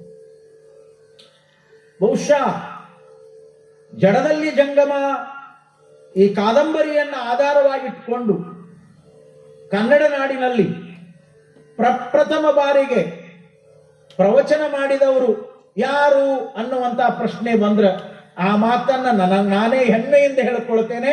ಜಡದಲ್ಲಿ ಜಂಗಮವನ್ನ ನಾಡಿನೊಳಗ ಪ್ರಥಮ ಬಾರಿಗೆ ನೋಡಿ 40 ವರ್ಷಗಳ ಹಿಂದೆ ಇದೇ ಸುರೇಶ್ ಕೇಶಾಪುರ ಅವರನ್ನ ಜೊತೆಗೆ ಕಟ್ಟಿಕೊಂಡು ನಾನು ಪ್ರಥಮ ಬಾರಿಗೆ ಗದುಗಿನ ಅಜ್ಜ ಅವರೇನಿದ್ದಾರೆ ಅವರ ಅಪ್ಪಣೆ ಮಾಡಿದ್ರು. ಪುರಾಣ ಇಟ್ಕೊಂಡು ಬಹಳ ಮಂದಿ ಏನೇನೋ ಚರಿತ್ರೆ ಹೇಳ್ತಾರ, ನೀವು ಕಾದಂಬರಿ ಇಟ್ಕೊಂಡು ಪ್ರವಚನ ಮಾಡ್ರಿ ಅಂತ ಅಪ್ಪಣೆ ಮಾಡಿದವರೇ ಗದಗಿನ ಜಗದ್ಗುರುಗಳು. ಅವರಿಬ್ರು ಇವತ್ತು ವೇದಿಕೆ ಮೇಲೆ ಅದಾರ, ಇದಕ್ಕೆ ಸಾಕ್ಷಿ ಅದಾರ, ಅದಕ್ಕೆಲ್ಲದಕ್ಕೂ ಸೂತ್ರಧಾರರಾಗಿ ಇಲ್ಲಿ ಕೂತಾರ. ಎಷ್ಟು ವಿಶೇಷ ಇದೆಯಲ್ಲ. ಇದು ಧನ್ಯತೆ ಅನ್ನಿಸ್ತದೆ, ಆನಂದ ಅನ್ನಿಸ್ತದೆ, ಏನೋ ಒಂದು ರೀತಿಯ ಸಮಾಧಾನ ಬದುಕಿನಲ್ಲಿ ಸಿಗ್ತದೆ. ಪ್ರಥಮ ಬಾರಿಗೆ ಇದನ್ನ ಆರಂಭ ಮಾಡಿದೆ ಸನ್ನಿಧಿಯವರ ಅಪ್ಪಣೆ. ಅದಾದ ಮೇಲೆ ನಂತರ ಸ್ವತಃ ಅವರು ತಮ್ಮ ಜನ್ಮಸ್ಥಳವಾಗಿರುವಂತ ಸಿಂದಗಿಯಲ್ಲಿ ಅದು ತಮ್ಮ ಮೂಲ ಮಠದಲ್ಲಿ, ಆ ಮಠದ ಮರಿದೇವರು ಇವರು ಸಿದ್ದರಾಮದೇವರಾಗಿ, ಆ ಮಠದ ಮರಿದೇವರು ಸಿಂದಗಿ ಶಾಂತವೀರ ಪಟ್ಟಾಧ್ಯಕ್ಷರ ಕರುಣೆಯ ಕೂಸಾಗಿ ಬೆಳೆದವರು ಗದುಗಿನ ಸನ್ನಿಧಿಯವರು. ಅವರು ತಮ್ಮ ಮಠದಲ್ಲಿ 1 ತಿಂಗಳುಗಳ ಕಾಲ ನನ್ನ ಮೂಲಕ ಸಿಂದಗಿಯಲ್ಲಿ ಪ್ರವಚನ ಮಾಡಿಸಿದರು. ಬಹುಶಃ ಅದಾದ ಮೇಲೆ 2-3 ಕಡೆ ನಾನು ನಂತರ ಹಾಲ್ವೆಯಲ್ಲಿ ಒಂದು ಸಲ, ಆಂಧ್ರ ಪ್ರದೇಶದ ಹಾಲ್ವೆಯಲ್ಲಿಯೂ ಕೂಡ ಇದೇ ಕೃತಿಯನ್ನಿಟ್ಟುಕೊಂಡು ಪ್ರವಚನವನ್ನು ಮಾಡಿದ್ದೆ. ಆದರೆ ಬಹಳ ವರ್ಷಗಳ ನಂತರ ಮತ್ತೊಮ್ಮೆ ಜಡದಲ್ಲಿ ಜಂಗಮ ಅನ್ನುವಂಥ ಈ ಕಾವ್ಯ ಕಥನವನ್ನ ಆಧಾರವಾಗಿಟ್ಕೊಂಡು ಹಾರೋಗೇರಿಯ ನನ್ನ ಶರಣ ಬಳಗದ ಮುಂದೆ 10 ದಿನಗಳ ಕಾಲ ಈ ಅತ್ಯುತ್ತಮವಾಗಿರುವಂತ ಮಹಾನುಭಾವರ ಸಚ್ಚರಿತ್ರೆಯನ್ನ ನಿಮ್ಮ ಮುಂದೆ ಬಿಚ್ಚಿಡುವಂತ ಒಂದು ಅಪರೂಪದ ಸೇವಾ ಕೈಂಕರ್ಯಕ್ಕೆ ಇವತ್ತು ಹಾರೋಗೇರಿಯ ಶರಣ ವಿಚಾರವಾಹಿನಿ ಒಂದು ಅವಕಾಶವನ್ನ ಮಾಡಿಕೊಟ್ಟಿದೆ. ಆ ಅವಕಾಶವನ್ನ ನಾನು ಅತ್ಯಂತ ಪ್ರಾಮಾಣಿಕ ಮನಸ್ಸಿನಿಂದ ಅದನ್ನೊಂದು ಸೇವಾ ಅನ್ನುವಂತ ಭಾವದಲ್ಲಿ ನಾನು ನೆರವೇರಿಸಿಕೊಡ್ತೇನೆ. ನನ್ನ ಆತ್ಮೀಯ ಬಂಧುಗಳೇ, ಬಹುಶಃ ತಿಪ್ಪೇರುದ್ರ ಸ್ವಾಮಿಯವರು ಕನ್ನಡ ನಾಡಿನ ಸಾಹಿತ್ಯ ಪರಂಪರೆಯಲ್ಲಿನೇ ಬಹಳ ಅಪರೂಪವಾಗಿರುವಂತ ಸಾಹಿತ್ಯವನ್ನು ಕೊಟ್ಟವರು. ಇತ್ತಿತ್ತಲಾಗಿ ಬಹಳ ಜನ ಇಂಥವುಗಳನ್ನು ಬರಿತಾ ಇದ್ದಾರೆ. ಅಂದಿನ ದಿನಮಾನದಲ್ಲಿ ಮೊದಲಿಗೆ ಕರ್ತಾರನ ಕಮ್ಮಟ, ಕದಳಿಯ ಕರ್ಪೂರ, ಪರಿಪೂರ್ಣದೆಡೆಗೆ ಇಂಥ ಮಹಾಕಾವ್ಯಗಳನ್ನು ಕೊಡುವುದರ ಮೂಲಕ ಜಡದಲ್ಲಿ ಜಂಗಮ ಅನ್ನುವಂಥ ಈ ಕೃತಿಯನ್ನ ಬಹಳ ಅದ್ಭುತವಾಗಿ ಅವರು ಎಣೆದಿದ್ದಾರೆ. ಸುಂದರವಾಗಿ ಈ ಕಥನ ಸಾಗ್ತದೆ. ಇಂಥ ಜಡದಲ್ಲಿ ಜಂಗಮ ಅನ್ನುವಂಥ ಕೃತಿಯನ್ನ ಆಧರಿಸಿಕೊಂಡು ನಿಮ್ಮೊಟ್ಟಿಗೆ ವಿಚಾರಗಳನ್ನು ಹಂಚಿಕೊಳ್ಳುವಾಗ ಇಲ್ಲಿ ತಿಪ್ಪೇರುದ್ರ ಸ್ವಾಮಿಯವರೇ ಇಲ್ಲಿ ಒಂದು ಪದವನ್ನು ಬಳಸ್ತಾರೆ, ಅಖಂಡ ಜ್ಞಾನಿ ಅನ್ನುವಂಥ ಒಂದು ಮಾತನ್ನು ಹೇಳುವುದರ ಮೂಲಕ ಷಣ್ಮುಖ ಶಿವಯೋಗಿಗಳ ದಿವ್ಯ ಜೀವನದ ಕುರಿತಾಗಿ ಅವರು ತಮಗೆ ಸಿಕ್ಕಿರುವಂತ, ತಮಗೆ ಲಭ್ಯವಾಗಿರುವಂತ ವಿಷಯಗಳನ್ನ ಬಹಳ ಸೊಗಸಾಗಿ, ಅವರ ಶಬ್ದಗಳನ್ನು ನಾವು ಓದ್ತಾ ಹೋದಾಗ ಅದರಲ್ಲಿ ಸಿಗುವಂತ ಆನಂದವೇ ಬೇರೆ. ಅಷ್ಟು ಸೊಗಸಾಗಿ ಈ ಚರಿತ್ರೆಯನ್ನ ಅವರು ರಚನೆ ಮಾಡಿದ್ದಾರೆ. 10 ದಿನಗಳ ಕಾಲ ಈ ಅತ್ಯುತ್ತಮವಾಗಿರುವಂತ ವಿಚಾರದ ಸರಣಿಯನ್ನ ಒಂದು ಆಧ್ಯಾತ್ಮದ ಪುಷ್ಪ ಮಾಲಿಕೆಯಾಗಿ ನಿಮ್ಮೆಲ್ಲರಿಗೆ ನೀಡುವಂತ ಒಂದು ಪ್ರಯತ್ನವನ್ನ ನಾನು ಮಾಡ್ತೇನೆ. ಬಹುಶಃ 12ನೇ ಶತಮಾನದ ಶರಣರ ಆ ಭಕ್ತಿ ಪರಂಪರೆಯನ್ನ, ಆ ಜ್ಞಾನ ಪರಂಪರೆಯನ್ನ, ಆ ಕಾಯಕ ಪರಂಪರೆಯನ್ನ, ಆ ದಾಸೋಹ ಪರಂಪರೆಯನ್ನ, ಆ ಅನುಭಾವ ಪರಂಪರೆಯನ್ನ, ಆ ಶಿವಾನುಭಾವ ಪರಂಪರೆಯನ್ನ ಈ ನಾಡಿನಲ್ಲಿ ಮತ್ತೊಮ್ಮೆ ಬೆಳಗಿದವರು 15ನೇ ಶತಮಾನದ ತೋಂಟದ ಸಿದ್ಧಲಿಂಗ ಶಿವಯೋಗಿಗಳು. 12ನೇ ಶತಮಾನ ಮುಗಿದ ಮೇಲೆ 280 ವರ್ಷಗಳ ಕಾಲದ ಒಂದು ಅಂತರದ ಕಾಲಘಟ್ಟ ಇನ್ನೇನು ಮಾಸಿ ಹೋಗ್ತದೇನೋ ಅನ್ನುವಂತ ವ್ಯವಸ್ಥೆಯಲ್ಲಿ ಈ ನಾಡು ಕಂಗೆಟ್ಟಾಗ ಒಬ್ಬ ಪರಮಶಿವಯೋಗಿ ಅವತಾರ ಆಯಿತು. ಆ ಬಸವ ಪಂಥವನ್ನೇ ಬದುಕಿನ ಶಿವಪಥವನ್ನಾಗಿ ಮಾಡಿಕೊಂಡು ತೋಂಟದ ಸಿದ್ಧಲಿಂಗ ಶಿವಯೋಗಿಗಳು 101 ಜನ ವಿರಕ್ತರನ್ನ ಒಡಗೂಡಿಕೊಂಡು ಹಳ್ಳಿಗೆ ಏಕರಾತ್ರಿ, ಪಟ್ಟಣಕ್ಕೆ ಪಂಚರಾತ್ರಿಯಂತೆ ಸಂಚಾರವನ್ನ ಮಾಡಿ ಮನೆ ಮನೆಗಳಿಗೆ, ಮನಕ್ಕೆ ಆ ವಚನದ ಅನುಭವದ ಜ್ಞಾನದ ಬೆಳಕನ್ನ ಮುಟ್ಟಿಸುವಂತ ಬಹುದೊಡ್ಡ ಕಾರ್ಯವನ್ನ ಪರಮ ಪೂಜ್ಯ ತೋಂಟದ ಸಿದ್ಧಲಿಂಗ ಶಿವಯೋಗಿಗಳು 15ನೇ ಶತಮಾನದಲ್ಲಿ ಮಾಡಿದ್ರು. ಷಟ್ಸ್ಥಲದ ವಚನಗಳನ್ನ ಜೀವನದ ಆಚರಣೆಯಾಗಿ ಮಾಡಿಕೊಂಡಿರುವಂತಹ ಆ ಮಹಾನುಭಾವರು ಆ ಪರಂಪರೆಗೆ ಬಹಳ ದೊಡ್ಡ ಬೆಳಕನ್ನು ಚೆಲ್ಲಿದ್ರು. ಅದಾದ ಮೇಲೆ ಮತ್ತೆ ಆ ವ್ಯವಸ್ಥೆಯನ್ನ ಸರಿಪಡಿಸಿಕೊಂಡು ಹೋಗುವಂತವರು ಸಮರ್ಥರಾಗಿ ಸಿಗಲೇ ಇಲ್ಲ. ಅಲ್ಲೊಬ್ರು ಇಲ್ಲೊಬ್ರು ಅನ್ನುವಂತ ರೀತಿಯೊಳಗ ತೆರೆಮರೆಯಲ್ಲಿ ಕಾರ್ಯಗಳು ನಡೆದವು. ಆದರೆ ಅದು ತೋಂಟದ ಸಿದ್ಧಲಿಂಗರು ಯಾವ ಮಟ್ಟಕ್ಕೆ ಆ ಕಾರ್ಯವನ್ನ ಮಾಡಿದ್ರೋ ಅದೇ ರೀತಿಯ ಒಬ್ಬ ಅಪರೂಪದ ವ್ಯಕ್ತಿಯನ್ನ ಮತ್ತೆ 200 ವರ್ಷಗಳ ಕಾಲ ನಾವು ನೋಡೋದೇ ಇಲ್ಲ, ಕಾಣೋದೇ ಇಲ್ಲ. ಇದು ಇತಿಹಾಸ. ಇದು ನಮ್ಮ ಮುಂದೆ ಇರುವಂತ ಒಂದು ಐತಿಹಾಸಿಕ ಸತ್ಯ. ಇದು ನೋಡಿ, ಅದಾದ ಮೇಲೆ 17ನೇ ಶತಮಾನದಲ್ಲಿ ಒಬ್ಬ ಅದ್ಭುತ ವಚನ ತತ್ವದ ಅಖಂಡ ಜ್ಞಾನಿ ಎನಿಸಿಕೊಂಡು ಚರಜಂಗಮವಾಗಿ ಬಹಳ ದೊಡ್ಡ ಕಾರ್ಯವನ್ನು ಮಾಡಿರುವಂತ ಮಹಾನುಭಾವರು ಜೇವರ್ಗಿಯ ಷಣ್ಮುಖ ಶಿವಯೋಗಿಗಳು. ಏನು ಅವರ ಭಾವ, ಏನು ಅವರ ಬಸವ ಭಕ್ತಿ, ಅವರ ಚರಿತ್ರೆಯಲ್ಲಿ ನಾವು ಅದನ್ನೆಲ್ಲ ನೋಡ್ತಾ ಹೋಗ್ತೇವೆ. ಷಣ್ಮುಖ ಶಿವಯೋಗಿಗಳು ಎಷ್ಟು ಬಸವಣ್ಣನವರ ವಿಚಾರಗಳಿಗೆ ತಮ್ಮನ್ನ ತಾವು ಅರ್ಪಣ ಮಾಡಿಕೊಂಡಿದ್ರು ಅಂದ್ರೆ, ಅಪ್ಪ ಅವರ ಒಂದು ವಚನ, ಷಣ್ಮುಖ ಶಿವಯೋಗಿಗಳ ಒಂದು ವಚನ ಎಷ್ಟು ಖುಷಿಯನ್ನು ಕೊಡುತ್ತದೆ. ಅವರು ಅಪ್ಪಣೆ ಕೊಟ್ಟಿದ್ದಾರೆ, ಅವರು ನುಡಿತಾರೆ, ಅವರು ಹಾಡ್ತಾರೆ, ಅವರು ಹೇಳ್ತಾರೆ. ಬಸವಣ್ಣನೇ ಗುರುವೆನಗೆ, ಬಸವಣ್ಣನೇ ಲಿಂಗವೆನಗೆ,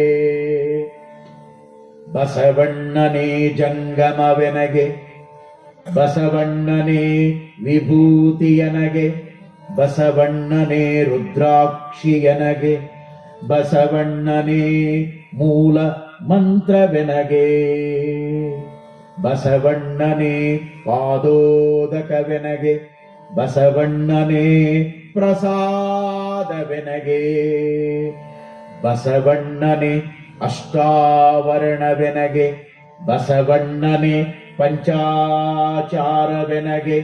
ಬಸವಣ್ಣನೇ ಷಟ್ಸ್ಥಲ ಬ್ರಹ್ಮವೆನಗೆ, ಬಸವಣ್ಣನ ಹಾಸಿಕೊಂಡು ಬಸವಣ್ಣನ ಹೊತ್ತುಕೊಂಡು ಬಸವಣ್ಣನ ತೊಂತಿಕೊಂಡು ಬಸವಣ್ಣನ ಧರಿಸಿಕೊಂಡು ಆನು ಬಸವಣ್ಣನ ಚಿದ್ಗರ್ಭದಲ್ಲಿ ಕುಳಿತು ಬಸವ ಬಸವ ಬಸವ ಎಂದು ಭವವ ಗೆದ್ದೆನು ಕಾಣ ಅಖಂಡೇಶ್ವರ ಅಖಂಡೇಶ್ವರ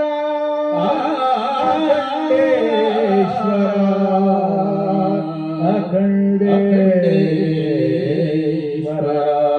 ಬಸವಣ್ಣನೇ ಗುರುವೆನಗೆ, ಬಸವಣ್ಣನೇ ಗುರುವೆನಗೆ, ಬಸವಣ್ಣನೇ ಲಿಂಗವೆನಗೆ, ಬಸವಣ್ಣನೇ ಜಂಗಮಾಯನಗೆ, ಬಸವಣ್ಣನೇ ಗುರುವೆನಗೆ, ಬಸವಣ್ಣನೇ ಗುರುವೆನಗೆ, ಬಸವಣ್ಣನೇ ಗುರುವೆನಗೆ, ಬಸವಣ್ಣನೇ ಗುರುವೆನಗೆ. ಎಷ್ಟು ಗಟ್ಟಿತನ ಬೇಕು ಈ ಮಾತನ್ನ ಹೇಳಲಿಕ್ಕೆ. ಬಸವಣ್ಣನೇ ಗುರು ಅನ್ನುವಂತ ಮಾತನ್ನ ಹೇಳಿದ ಮಹಾನುಭಾವರು 17ನೇ ಶತಮಾನದ ಜೇವರ್ಗಿ ಷಣ್ಮುಖ ಶಿವಯೋಗಿಗಳು. ಇವತ್ತು ಕೂಡ ಬಹಳ ಜನ ಅನುಮಾನದಾಗಿದ್ದೀವಿ ನಾವು, ಅನ್ನೋನೋ ಬೇಡ ಅಂದ್ರೆ ಹೆಂಗ, ಅನ್ಲಿಲ್ಲ ಅಂದ್ರೆ ಹೆಂಗ, ಎಡಬಿಡಂಗಿತನ ಅಂತಾರೆ ಇದಕ್ಕೆ. ಯಾವುದನ್ನು ಕೂಡ ಗಟ್ಟಿಯಾಗಿ ನಂಬದೇ ಇರುವಂತ ಮೂಢರಾಗಿ ಅಜ್ಞಾನಿಗಳಾಗಿ ಒದ್ದಾಡುವ 21ನೇ ಶತಮಾನದ ಈ ಆಧುನಿಕ ಜಗತ್ತಿನಲ್ಲಿ ಆ ಸತ್ಯದ ಅರಿವು ಇಲ್ಲದಂತೆ ಎಷ್ಟೋ ಜನ ವಿಚಾರ ಮಾಡುವಾಗ 17ನೇ ಶತಮಾನದಲ್ಲಿ ನೋಡಿ ಬಸವಣ್ಣನವರನ್ನ ಬಗೆ ಬಗೆಯಾಗಿ ಗುರುತತ್ವದಲ್ಲಿಟ್ಟು ಸಂಭ್ರಮಿಸಿ ಆನಂದ ಪಟ್ಟಿರುವಂತ ಮಹಾಜಂಗಮ ಅಂದ್ರೆ ಜೇವರ್ಗಿಯ ಷಣ್ಮುಖ ಶಿವಯೋಗಿಗಳು. ಬಹಳ ಅಪರೂಪ. ಅಂತ ಅಪರೂಪದ ಕಥೆಯನ್ನ ತಿಪ್ಪೇರುದ್ರಸ್ವಾಮಿಯವರು ಆರಂಭ ಮಾಡ್ತಾರೆ. ಈ ಜಡದಲ್ಲಿ ಜಂಗಮ ಅನ್ನುವಂಥ ಕೃತಿಯಲ್ಲಿ 3 ಭಾಗಗಳನ್ನು ಮಾಡಿದ್ದಾರೆ. ಬಹಳ ಸುಂದರವಾಗಿರುವಂತ ಭಾಗಗಳನ್ನಾಗಿ ಮಾಡಿ 3 ಆ ಅಧ್ಯಾಯಗಳಿಗೆ ಒಂದೊಂದು ಹೆಸರನ್ನ ಕೊಟ್ಟಿದ್ದಾರೆ. ವಿಭೂತಿ ಒಂದು ಕಾಂಡ, ಒಂದು ಅಧ್ಯಾಯ, ಅದಕ್ಕೆ ವಿಭೂತಿ. ಎರಡನೇದು ಅನುಭೂತಿ. ನೋಡಿ, ವಿಭೂತಿ, ಅನುಭೂತಿ, ಅದರ ಜೊತೆಗೆ ಸಂಭೂತಿ. 3 ಶಬ್ದಗಳು ಬಹಳ ಅದ್ಭುತ ಇವು. ಬಹುಶಃ ನನಗನಿಸ್ತದೆ ಈ ಶಬ್ದಗಳನ್ನೇ ಒಂದಿಷ್ಟು ಹಿಗ್ಗ ಮುಗ್ಗ ಜಗ್ಗಿ ಏನಾದರೂ ವಿಚಾರ ಮಾಡ್ತಾ ಬಿಡಿಸ್ಕೋತ ಹೋದ್ರೆ 10 ದಿನ ಇಲ್ಲೇ ಮುಗಿದು ಹೋಗ್ತದೇನೋ ಅಂತ. ಹಂಗ ಗುದ್ದಾಡೋದು ಬೇಡ, ಚರಿತ್ರೆ ತಿಳಿಯಬೇಕು, ಗೊತ್ತಾಗಬೇಕು. ಬಹಳ ಅಪರೂಪ. ನೋಡಿ, ವಿಭೂತಿ ಆಗುವ ಪೂರ್ವದಲ್ಲಿ ಇನ್ನೊಂದು ಇದೆ, ಅದಕ್ಕೆ ಭೂತಿ ಅಂತ ಕರೀತಾರೆ. ನರೇಂದ್ರ ಭೂತಿ, ವಿವೇಕಾನಂದ ವಿಭೂತಿ, ಬಸವಣ್ಣ ಭೂತಿ, ಸಂಗನ ಬಸವ ವಿಭೂತಿ. ನೋಡಿ, ಮಹಾದೇವಿ ಭೂತಿ, ಅಕ್ಕ ಮಹಾದೇವಿ ವಿಭೂತಿ. ಇದು ಜೀವನದ ಒಂದು ಅಪರೂಪವಾಗಿರುವಂತ ಪರಿವರ್ತನೆ, ಬದಲಾವಣೆ. ನೋಡಿ, ಆ ಅರ್ಥದಲ್ಲಿ ಇಲ್ಲಿ ಭೂತಿಯನ್ನ ಬಳಸಲಾರದೇನೆ ವಿಭೂತಿ ಪುರುಷನಾಗಿಯೇ ಬಂದ. ವಿಭೂತಿ ಅದು ಪರಂಜ್ಯೋತಿ ತತ್ವ, ಅದು ಶಿವನ ಮೈ ಬೆಳಗು ಅಂತ ನಮ್ಮ ಶರಣರು ವಚನಗಳಲ್ಲಿ ಅಪ್ಪಣೆಯನ್ನು ಕೊಡ್ತಾರೆ. ಅದು ಪರಂಜ್ಯೋತಿ ತತ್ವ. ಅದಕ್ಕಾಗಿಯೇ ನಾವು ನಿತ್ಯ ಧಾರಣೆ ಮಾಡಿಕೊಳ್ಳುವಂತ ಶ್ರೀ ವಿಭೂತಿ ಅದು ಬೆಳ್ಳನೆಯ ಬೆಳಕಾಗಿದೆ. ಅದು ಭವವನ್ನ ಕಳೆಯುವಂತ ವಿಭೂತಿ. ಅದಕ್ಕಾಗಿಯೇ ನಮ್ಮ ಶರಣರು ಸದಾ ಅದನ್ನ ಬದುಕಿನ ಅದ್ಭುತವಾದ ಸತ್ಯದ ಶೃಂಗಾರವಾಗಿ ಬೆಳೆಸಿಕೊಂಡ್ರು. ಕೂಡಲ ಸಂಗನ ಶರಣರ ನೊಸಲಿಗೆ ಶ್ರೀ ವಿಭೂತಿಯೇ ಶೃಂಗಾರ ಅಂದಾರ, ಮತ್ತೇನರ ಶೃಂಗಾರ ಅಂದಿಲ್ಲ. ಉಳಿದಿದ್ಯಾವುದು ಕೂಡ ಶೃಂಗಾರ ಅಲ್ಲ. ಸುಮ್ಮನೆ ರಂಜನೀಯ ಜಗತ್ತಿನಲ್ಲಿ ಉಳಿದಿದ್ದೆಲ್ಲವನ್ನು ಕೂಡ ನಾವು ಶೃಂಗಾರವಾಗಿ ಬಳಸಿಕೊಳ್ತೇವೆ, ಆದರೆ ಅದು ಇರುವವರೆಗೆ ಮಾತ್ರ.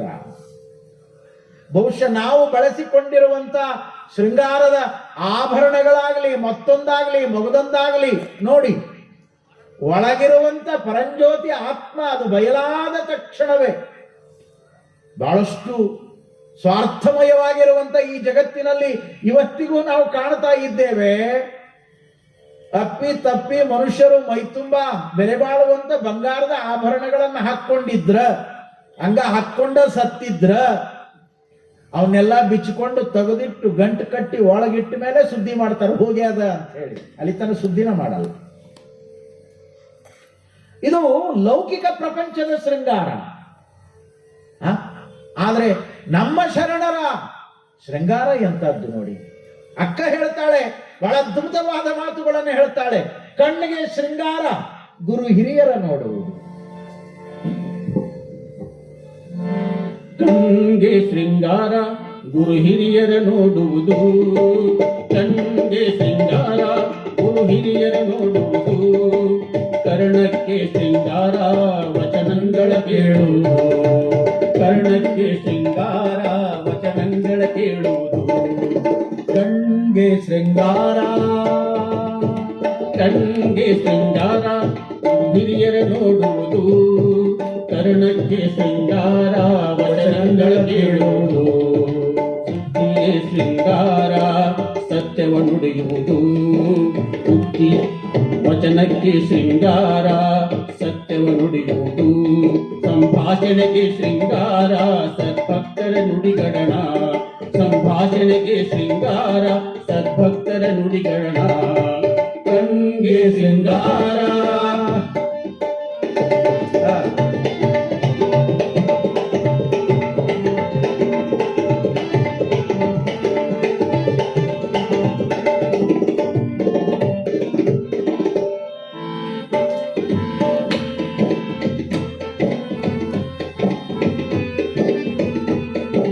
ಕರಗಳಿಗೆ ಶೃಂಗಾರ ಸತ್ಪಾತ್ರೆಗೆ ಇಕ್ಕುವುದು, ಕರಗಳಿಗೆ ಶೃಂಗಾರ ಸತ್ಪಾತ್ರೆಗೆ ಇಕ್ಕುವುದು. ಜೀವಿಸುವ ಜೀವನಕ್ಕೆ ಶೃಂಗಾರ ಗಣಮೇಳಪ, ಕರಗಳಿಗೆ ಶೃಂಗಾರ ಸತ್ಪಾತ್ರೆಗೆ ಇಕ್ಕುವುದು. ಜೀವಿಸುವ ಜೀವನಕ್ಕೆ ಶೃಂಗಾರ ಗಣಮೇಳಪ. ಇವಿಲ್ಲದ ಜೀವಿಯ ಬಾಳುವೆ ಏತಕ್ಕೆ ಬಾತೆಯಯ್ಯ, ಇವಿಲ್ಲದ ಜೀವಿಯ ಬಾಳುವೆ ಏತಕ್ಕೆ ಬಾತೆಯಯ್ಯ. ಚನ್ನಮಲ್ಲಿಕಾರ್ಜುನ, ಚನ್ನಮಲ್ಲಿಕಾರ್ಜುನ. ಕಣ್ಗೆ ಶೃಂಗಾರ ಗುರು ಹಿರಿಯರ ನೋಡುವುದು, ಕಣ್ಗೆ ಶೃಂಗಾರ ಗುರು ಹಿರಿಯರ ನೋಡುವುದು. ಕಣ್ಣುಗಳಿಗೆ ಶೃಂಗಾರ ವಚನಗಳ ಕೇಳುವುದು, ಕರ್ಣಕ್ಕೆ ಶೃಂಗಾರ ವಚನಗಳ ಕೇಳುವುದು. ವಚನಕ್ಕೆ ಶೃಂಗಾರ ಸತ್ಯವ ನುಡಿಯುವುದು, ವಚನಕ್ಕೆ ಶೃಂಗಾರ ಸತ್ಯವ ನುಡಿಯುವುದು.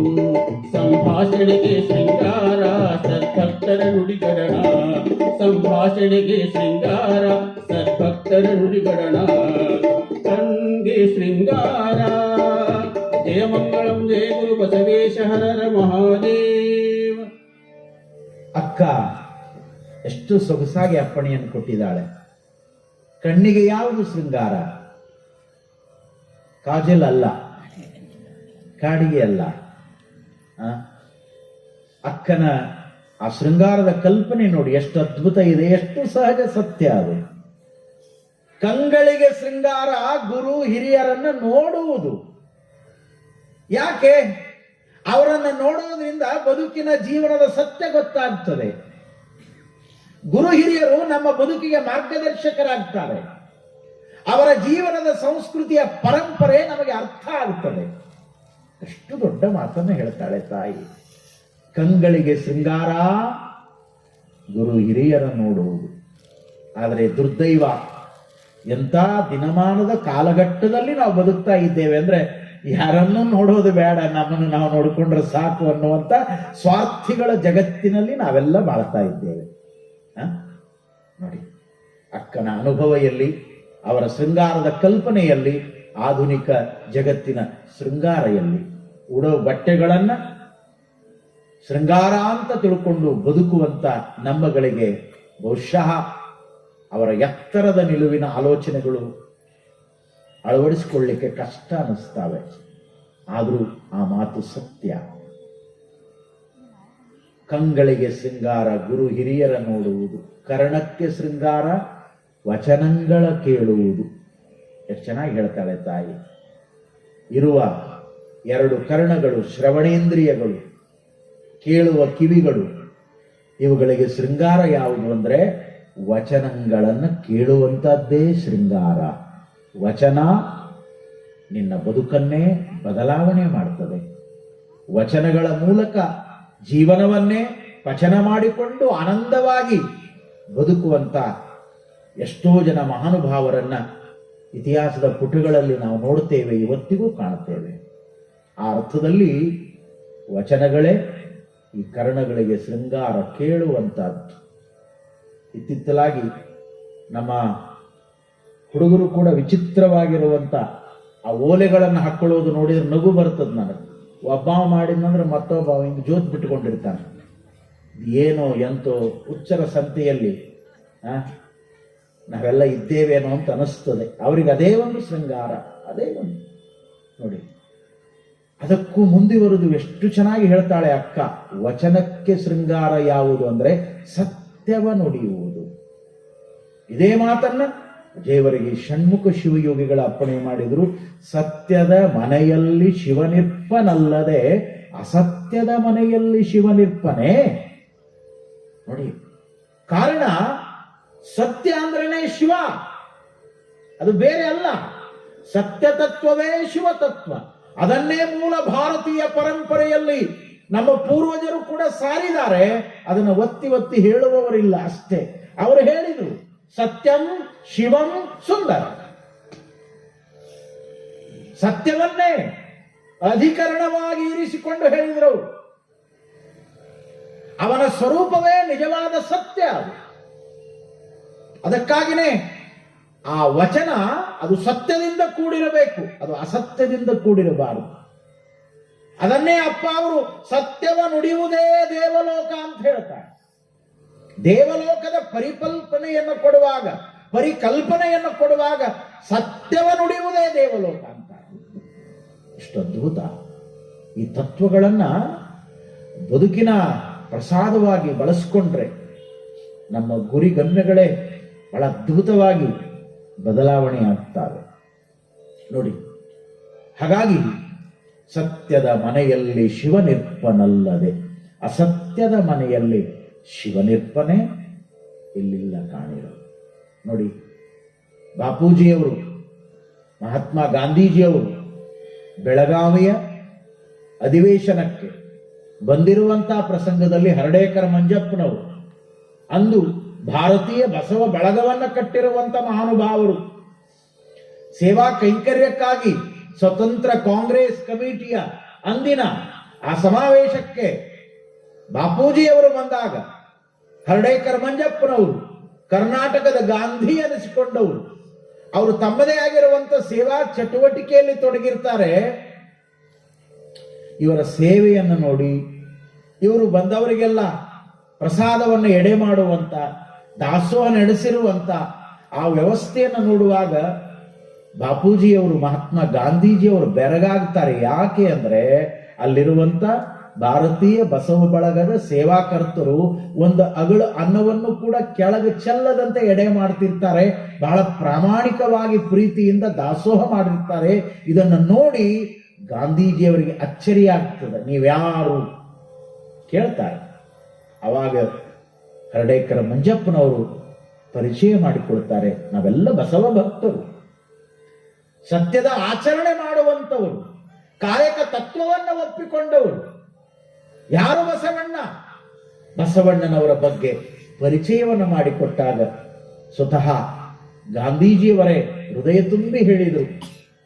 ಬಸವಣ್ಣನವರ ಕಾಯಕ ತತ್ವ, ಬಸವಣ್ಣನವರ ಸಮಾನತೆಯ ತತ್ವ, ಈ ಎರಡು ತತ್ವಗಳನ್ನ ಒಪ್ಪಿಕೊಂಡು ಬಿಟ್ರೆ ಇಡೀ ವಿಶ್ವವೇ ಬದಲಾವಣೆ ಆಗ್ತದೆ ಅನ್ನುವಂತ ಮಾತನ್ನ ಒಂದಿನ ದಿನಮಾನದಲ್ಲಿ ಗಾಂಧೀಜಿಯವರು ನುಡಿತಾರೆ. ನಾನು ಸಿದ್ಧನಲ್ಲ, ಸಾಧಕ. ಬಸವಣ್ಣನವರು ಸಿದ್ಧ ಪುರುಷರಾಗಿದ್ರು. ಅವರು ಜಾತೀಯತೆಯ ಪೆಡಂಭೂತವನ್ನ ಈ ನಾಡಿನಿಂದ ಓಡಿಸುವಂತ ಬಹಳ ದೊಡ್ಡ ಪರಮ ಯೋಗಿಗಳಾಗಿದ್ರು ಅನ್ನುವಂಥ ಮಾತುಗಳನ್ನು ಹೇಳಿ ಹರ್ಡೇಕರ್ ಮಂಜಪ್ಪನವರ ಜೊತೆಯಲ್ಲಿ ಒಂದು ಆತ್ಮೀಯತೆಯ ಸಂಬಂಧ ಬೆಳೀತದೆ. ಆ ಸಂಬಂಧವನ್ನ ಉಪಯೋಗ ಮಾಡಿಕೊಳ್ಳುವ ಸಲುವಾಗಿ ಹರ್ಡೇಕರ್ ಮಂಜಪ್ಪನವರು ಬಾಪೂಜಿಯವರನ್ನ ತಮ್ಮ ಆಶ್ರಮಕ್ಕೆ ಆಹ್ವಾನ ಮಾಡ್ತಾರೆ. ಹರ್ಡೇಕರ್ ಮಂಜಪ್ಪನವರು ಆಲಮಟ್ಟಿಯಲ್ಲಿ ತಮ್ಮ ಆಶ್ರಮ ಮಾಡಿಕೊಂಡಿದ್ರು. ಅಂದು ಬಾಪೂಜಿಯವರು ಆ ಕಾರ್ಯವನ್ನು ಮುಗಿಸಿದ ಮೇಲೆ ಅವರ ಆಶ್ರಮಕ್ಕೆ ಆಹ್ವಾನ ಮಾಡಿ ಆಲಮಟ್ಟಿಗೆ ಗಾಂಧೀಜಿಯವರನ್ನ ಕರೆದುಕೊಂಡು ಹೋಗ್ತಾರೆ.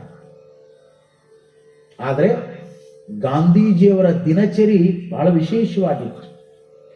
ಅವರು ನಸುಕಿನ 4 ಗಂಟೆಗೆ ಎದ್ದು ಧ್ಯಾನವನ್ನು ಮಾಡಿ, ಪ್ರಾರ್ಥನೆಯನ್ನು ಮಾಡಿ ಅವರು ವಾಕ್ ಹೋಗ್ತಿದ್ರು.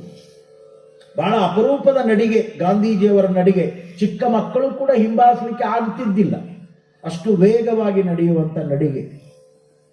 ಆಲ್ಮಟ್ಟಿ ಆಶ್ರಮದಲ್ಲಿ ಬೆಳಗಿನ ನಸುಕಿನಲ್ಲಿ ಎದ್ದು ವಾಕ್ ಮಾಡುವಾಗ ಹರ್ಡೇಕರ್ ಮಂಜಪ್ಪನವರು ಕೂಡ ಅವರ ಜೊತೆಯಲ್ಲಿ ಜೊತೆಗೂಡಿದ್ರು.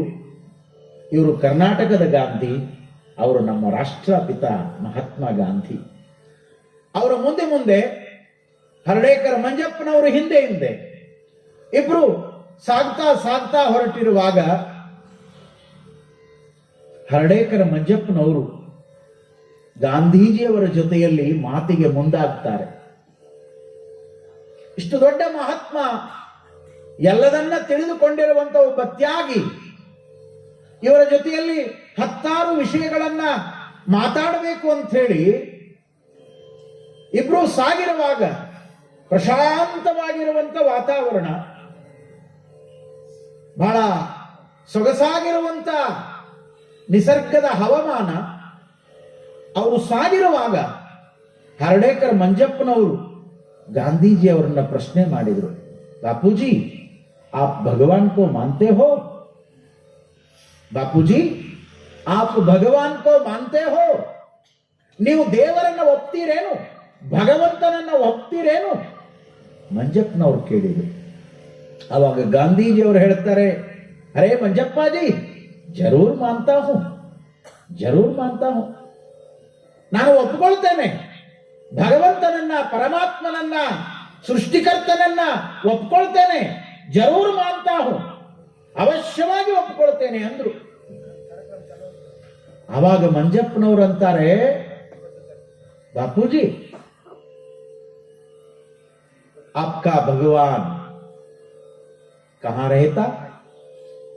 ನೀವು ಭಗವಂತನನ್ನ ಒಪ್ಪಿಕೊಂಡಿರಿ ಖರೆ, ಆದ್ರೆ ನೀವು ಒಪ್ಪಿರುವಂತ ಭಗವಂತ ಎಲ್ಲಿರ್ತಾನ ಅಂತ ಕೇಳಿದ್ರು ಮಂಜಪ್ಪನವರು. आपका ಭಗವಾನ್ ಕಹಾ ರಹತಾ ಹೈ? ಎಷ್ಟು ಚಂದ ಹೇಳ್ತಾರೆ ಗಾಂಧೀಜಿಯವರು. ಬಲ್ಲವರು ಸತ್ಯವನ್ನೇ ಹೇಳ್ತಾರೆ. ತಿಳಿಯದೇ ಇರುವಂತ ಜನಗಳೇ ಹೆಚ್ಚಾದಾಗ ಏನೇನೋ ಗೊಂದಲಗಳಾಗ್ತವೆ. ಅದೆಲ್ಲದಕ್ಕೂ ಕಾರಣ ತಿಳುವಳಿಕೆಯ ಕೊರತೆ. ಸರಿಯಾದ ತಿಳುವಳಿಕೆ ಇಲ್ಲ, ಅದಕ್ಕಾಗಿ ಸಮಸ್ಯೆಗಳು. ಸರಿಯಾದ ತಿಳುವಳಿಕೆ ಇದೆ, ಅದೆಲ್ಲವೂ ಕೂಡ ಸಮಾಧಾನ, ಅಲ್ಲಿ ಸಮಸ್ಯೆಗಳೇ ಇಲ್ಲ. ಆ ಸಂದರ್ಭದಲ್ಲಿ ಮೈ ಜರೂರ್ ಮಾನ್ತಾ ಹೂ ಅಂದ ತಕ್ಷಣವೇ ಹರ್ಡೇಕರ್ ಮಂಜಪ್ಪನವರು ಕೇಳಿದ್ರಂತೆ, ಆಪ್ಕಾ ಭಗವಾನ್ ಕಹಾ ರಹತಾ? ಆವಾಗ ಗಾಂಧೀಜಿ ಅವರು ಹೇಳ್ತಾರೆ, ಅರೇ ಮಂಜಪ್ಪಾಜಿ, ಮೇರಾ ಭಗವಾನ್ ಮುಜ್ಮೇ ಹೈ, ತುಜ್ಮೇ ಹೈ, ಸಾರಿ ದುನಿಯಾ ಮೇ ಹೈ. ನಾನು ನಂಬಿರುವಂತ ಭಗವಂತ ನನ್ನೊಳಗಿದ್ದಾನ, ನಿಮ್ಮೊಳಗಿದ್ದಾನ, ಸಕಲ ಜೀವರಾಶಿಗಳಲ್ಲಿನೂ ಕೂಡ ಅವ ತುಂಬಿ ತುಳುಕ್ಯಾನ ಅಂತ ಹೇಳಿದ್ರು. ಇಷ್ಟಕ್ಕೆ ಬಿಡಲಿಲ್ಲ. ಕಾರಣ ಶರಣ ಸಾಹಿತ್ಯವನ್ನು ಚೆನ್ನಾಗಿ ಅರ್ಥೈಸಿಕೊಂಡಿರುವಂತ ಮಂಜಪ್ಪನವರು ಗಾಂಧೀಜಿಯವರನ್ನ ಈ ಕಡೆ ಸೆಳೆಯಬೇಕಾಗಿತ್ತು. ನೋಡಿ, ತಕ್ಷಣವೇ ಮಂಜಪ್ಪನವರು ಅಂತಾರೆ, ಬಾಪೂಜಿ आपका भगवान स्वर्ग कैलाश वैकुंठ में नहीं रहता? ನೀವು ನಂಬಿರುವಂತಹ ಭಗವಂತ ಸ್ವರ್ಗ, ಕೈಲಾಸ, ವೈಕುಂಠ ಅಲ್ಲಿ ಇರೋದಿಲ್ಲೇನು ಅಂತ ಕೇಳಿದಾಗ ಎಷ್ಟು ಕಠೋರವಾಗಿ ನುಡಿದಾರ ಗಾಂಧೀಜಿಯವರು. ವಿಚಾರ ಮಾಡ್ಬೇಕು ನಾವು. ಅರೇ ಮಂಜಪ್ಪಾಜಿ, ए स्वर्ग वैकुंठ कैलाश ए बदमाशों का अड्डा है, मेरा भगवान सत्य है, सत्य ही भगवान, truth is God, truth is God, truth is God ಅನ್ನುವಂತ ಮಾತನ್ನ ಗಾಂಧೀಜಿಯವರು ಮಂಜಪ್ಪನವರ ಮುಂದ ಇದ ಕನ್ನಡ ನಾಡಿಗೆ ಬಂದಾಗ ಆಲ್ಮಟ್ಟಿಯೊಳಗ ಈ ಮಾತುಗಳನ್ನ ನುಡಿದು ಹೋಗ್ತಾರೆ. ಮೇರಾ ಭಗವಾನ್ ಸತ್ಯ ಹೈ, ಸತ್ಯ ಹಿ ಭಗವಾನ್ ಹೈ. ಸತ್ಯವೆಂಬುದೇ ಹರನು, ಹರನೆಂಬುದೇ ಸತ್ಯ ಅನ್ನುವಂತ ಮಾತನ್ನ ಆದಿಕವಿ ಪಂಪ ಹೇಳ್ತಾನೆ. ನೋಡಿ, ಅದನ್ನ ದೇವರ ಈ ಷಣ್ಮುಖ ಶಿವಯೋಗಿಗಳು ಸತ್ಯದ ಮನೆಯಲ್ಲಿ ಶಿವನಿರ್ಪನಲ್ಲದೆ ಅಸತ್ಯದ ಮನೆಯಲ್ಲಿ ಶಿವನಿರ್ಪನೆ ಪ್ರಶ್ನೆ ಮಾಡಿದ್ರು, ಶಿವನಿರ್ಪನೆ ಇಲ್ಲಿಲ್ಲ ಕಾಣಿರೋ, ಇಲ್ಲಿಲ್ಲ ಕಾಣಿರೋ, ಇಲ್ಲಿಲ್ಲ ಕಾಣಿರೋ, ಅಖಂಡೇಶ್ವರ ಲಿಂಗವ ನೊಲಿಸಬೇಕಾದರೆ ಸತ್ಯವನ್ನೇ ಸಾಧಿಸಬೇಕು ಕಾಣಿರೋ. ಎಷ್ಟು ಚಲೋ ಮಾತುಗಳು. ಅವನನ್ನು ಒಲಿಸಿಕೊಳ್ಳುವಂತ ಮಾರ್ಗ ಜಗತ್ತಿನೊಳಗೆ ಯಾವುದಾದರೂ ಇದ್ರೆ ಅದು ಬಹಳ ಸರಳವಾಗಿರುವಂತ ಮಾರ್ಗ. ಅವನಂತೆಯೇ ತಿಳಿದು ಅವನು ಸಾರಿರುವಂತ ಸತ್ಯದ ಬದುಕಿನ ಸಂದೇಶವನ್ನ ಒಪ್ಪಿ ಆ ಸತ್ಯತೆಯ ಮಾರ್ಗದಲ್ಲಿ ನಮ್ಮನ್ನ ನಾವು ಬಳಸಿಕೊಂಡು ಬಿಟ್ಟರು ಸಾಕು. ಅವನ ಒಲುಮೆ ನೋಡಿ. ಇಂಥ ಸತ್ಯತೆಯ ತತ್ವವನ್ನ ಅಕ್ಕ ವಚನಕ್ಕೆ ಶೃಂಗಾರ ಸತ್ಯವ ನುಡಿಯುವುದು. ಕಬೀರದಾಸರು ಸಹಿತ ಎಷ್ಟು ಚಂದ ಹೇಳಿದಾರ ತಮ್ಮ ದೋಹೆಯಲ್ಲಿ, ಸತ್ಯ ಬರಾಬರ ತಪನಹಿ ಝೂಟ್ ಬರಾಬರ ಪಾಪ್. ನೋಡಿ, ಭಾಷೆ ರಾಷ್ಟ್ರ ಭಾಷೆ. ಉತ್ತರ ಭಾರತದ ಸೂಫಿ ಸಂತರಾಗಿರುವಂತ ಕಬೀರರು ಕಾಶಿಯೊಳಗಿರ್ತಿದ್ರು, ನೇಯ್ಗೆಯ ಕಾಯಕ ಮಾಡ್ತಿದ್ರು. ಒಬ್ಬ ಶುದ್ಧ ಗೃಹಸ್ಥ, ಒಬ್ಬ ಅಪರೂಪದ ಸಂತ, ಬಸವ ತತ್ವವನ್ನ ಸಾಮ್ಯವಾಗಿ ಬಳಸಿಕೊಂಡವರು ಅವರೆಲ್ಲ. ಅವರ ದೋಹೆಗಳನ್ನು ನೋಡ್ತಾ ಹೋಗಿಬಿಟ್ರೆ ನಮ್ಮ ವಚನಗಳಿಗೂ ಆ ದೋಹೆಗಳಿಗೂ ವ್ಯತ್ಯಾಸನೇ ಕಾಣುವುದಿಲ್ಲ. ಎಷ್ಟು ಚೆನ್ನಾಗಿ ಹೇಳುತ್ತಾರೆ, ಸತ್ಯ ಬರಾಬರ ತಪನಹಿ. ತಪಸ್ಸು ತಪ ಅನ್ನೋದು ಈ ಜಗತ್ತಿನೊಳಗೆ ಯಾವುದಾದ್ರೂ ಇದ್ರೆ ಅದು ಸತ್ಯದ ಸಾಧನೆ. ಸತ್ಯ ಬರಾಬರ ತಪನಹಿ ಝೂಟ್ ಬರಾಬರ ಪಾಪ.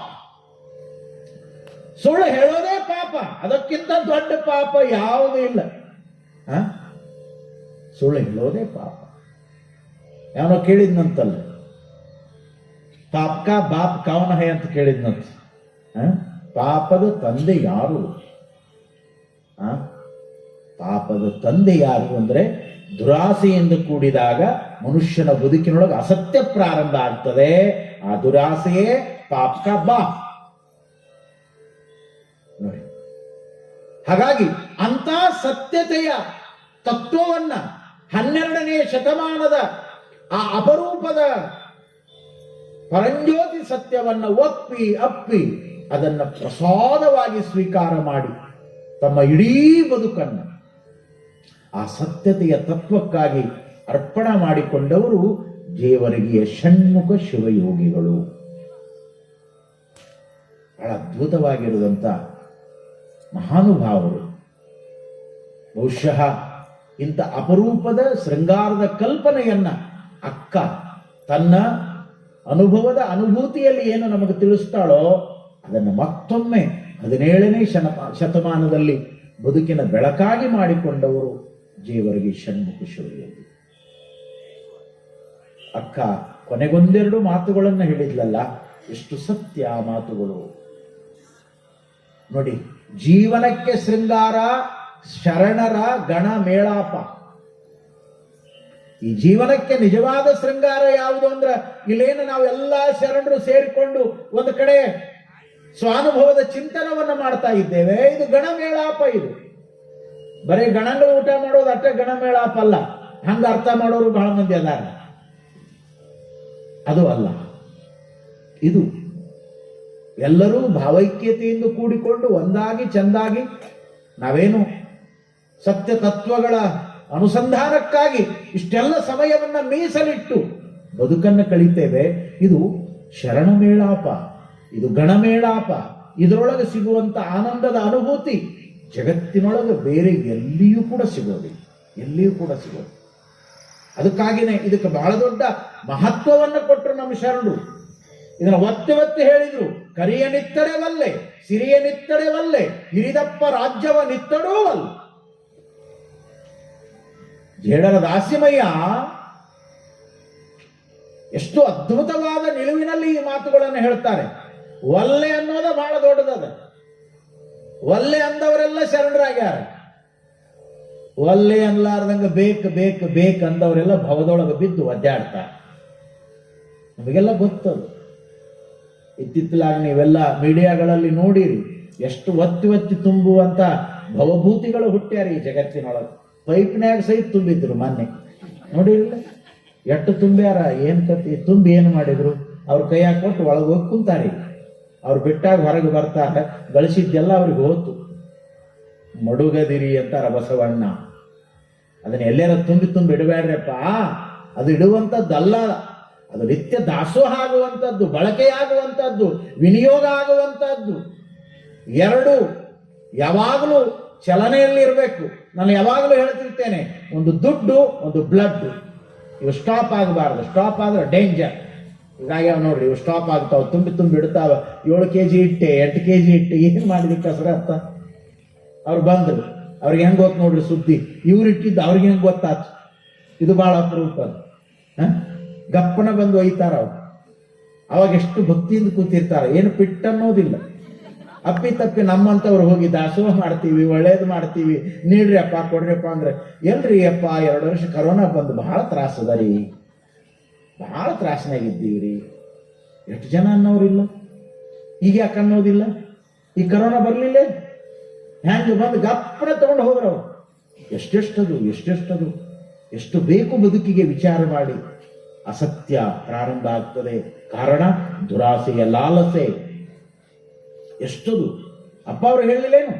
ಸಂಸಾರವೆಂಬುವುದೊಂದು ಗಾಳಿಯ ಸೊಡರು, ಸಿರಿ ಎಂಬುವುದೊಂದು ಸಂತೆಯ ಮಂದಿ ಕಂಡಯ್ಯ. ಇದನೆಚ್ಚಿ ಕೆಡಬೇಡ ಸಿರಿ ಎಂಬುದ, ಮರೆಯದೆ ಪೂಜಿಸು ನಮ್ಮ ಕೂಡಲ ಸಂಗಮ ದೇವನ.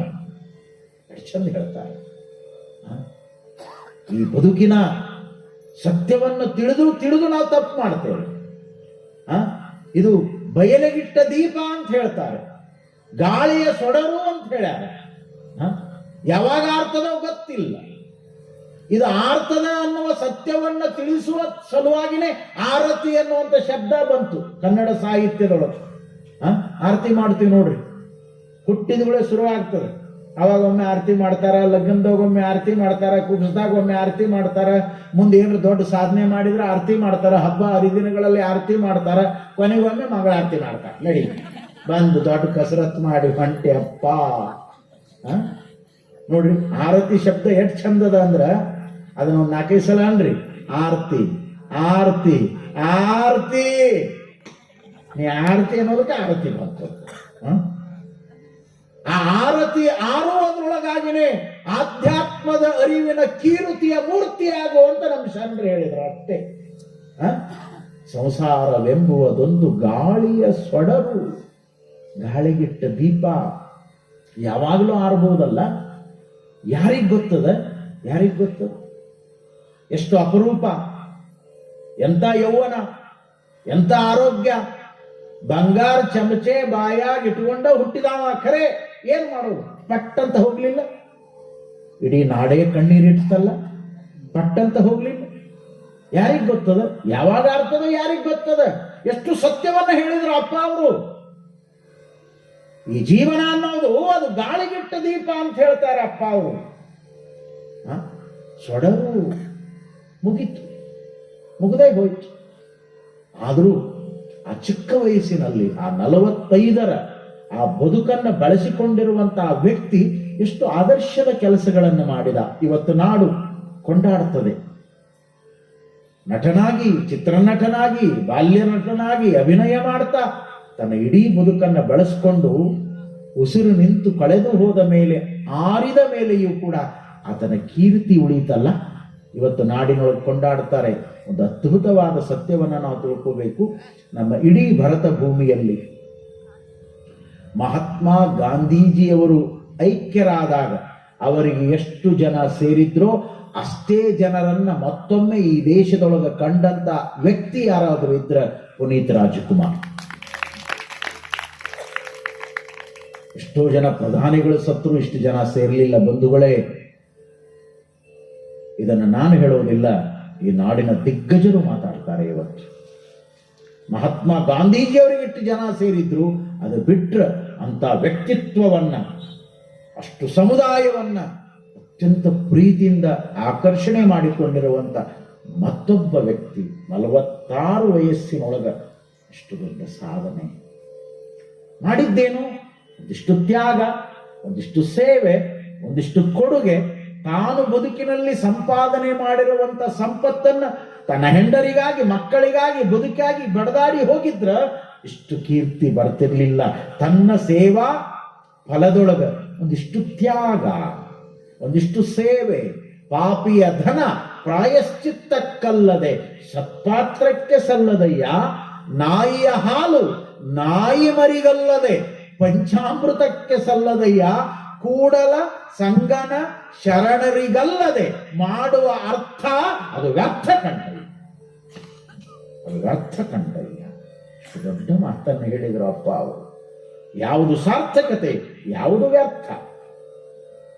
ಇಲ್ಲಿ ಸಾರ್ಥಕತೆಯನ್ನ ಆ ವ್ಯಕ್ತಿ ಯಾರಿಗೂ ಗೊತ್ತಾಗದಂತೆ, ಮನೆಯೊಳಗಿರುವಂತ ಸಹೋದರರಿಗೂ ಗೊತ್ತಾಗದಂತೆ ಒಂದು ಅಪರೂಪದ ಸೇವೆಗಾಗಿ ಅದನ್ನು ವಿನಿಯೋಗ ಮಾಡಿದ.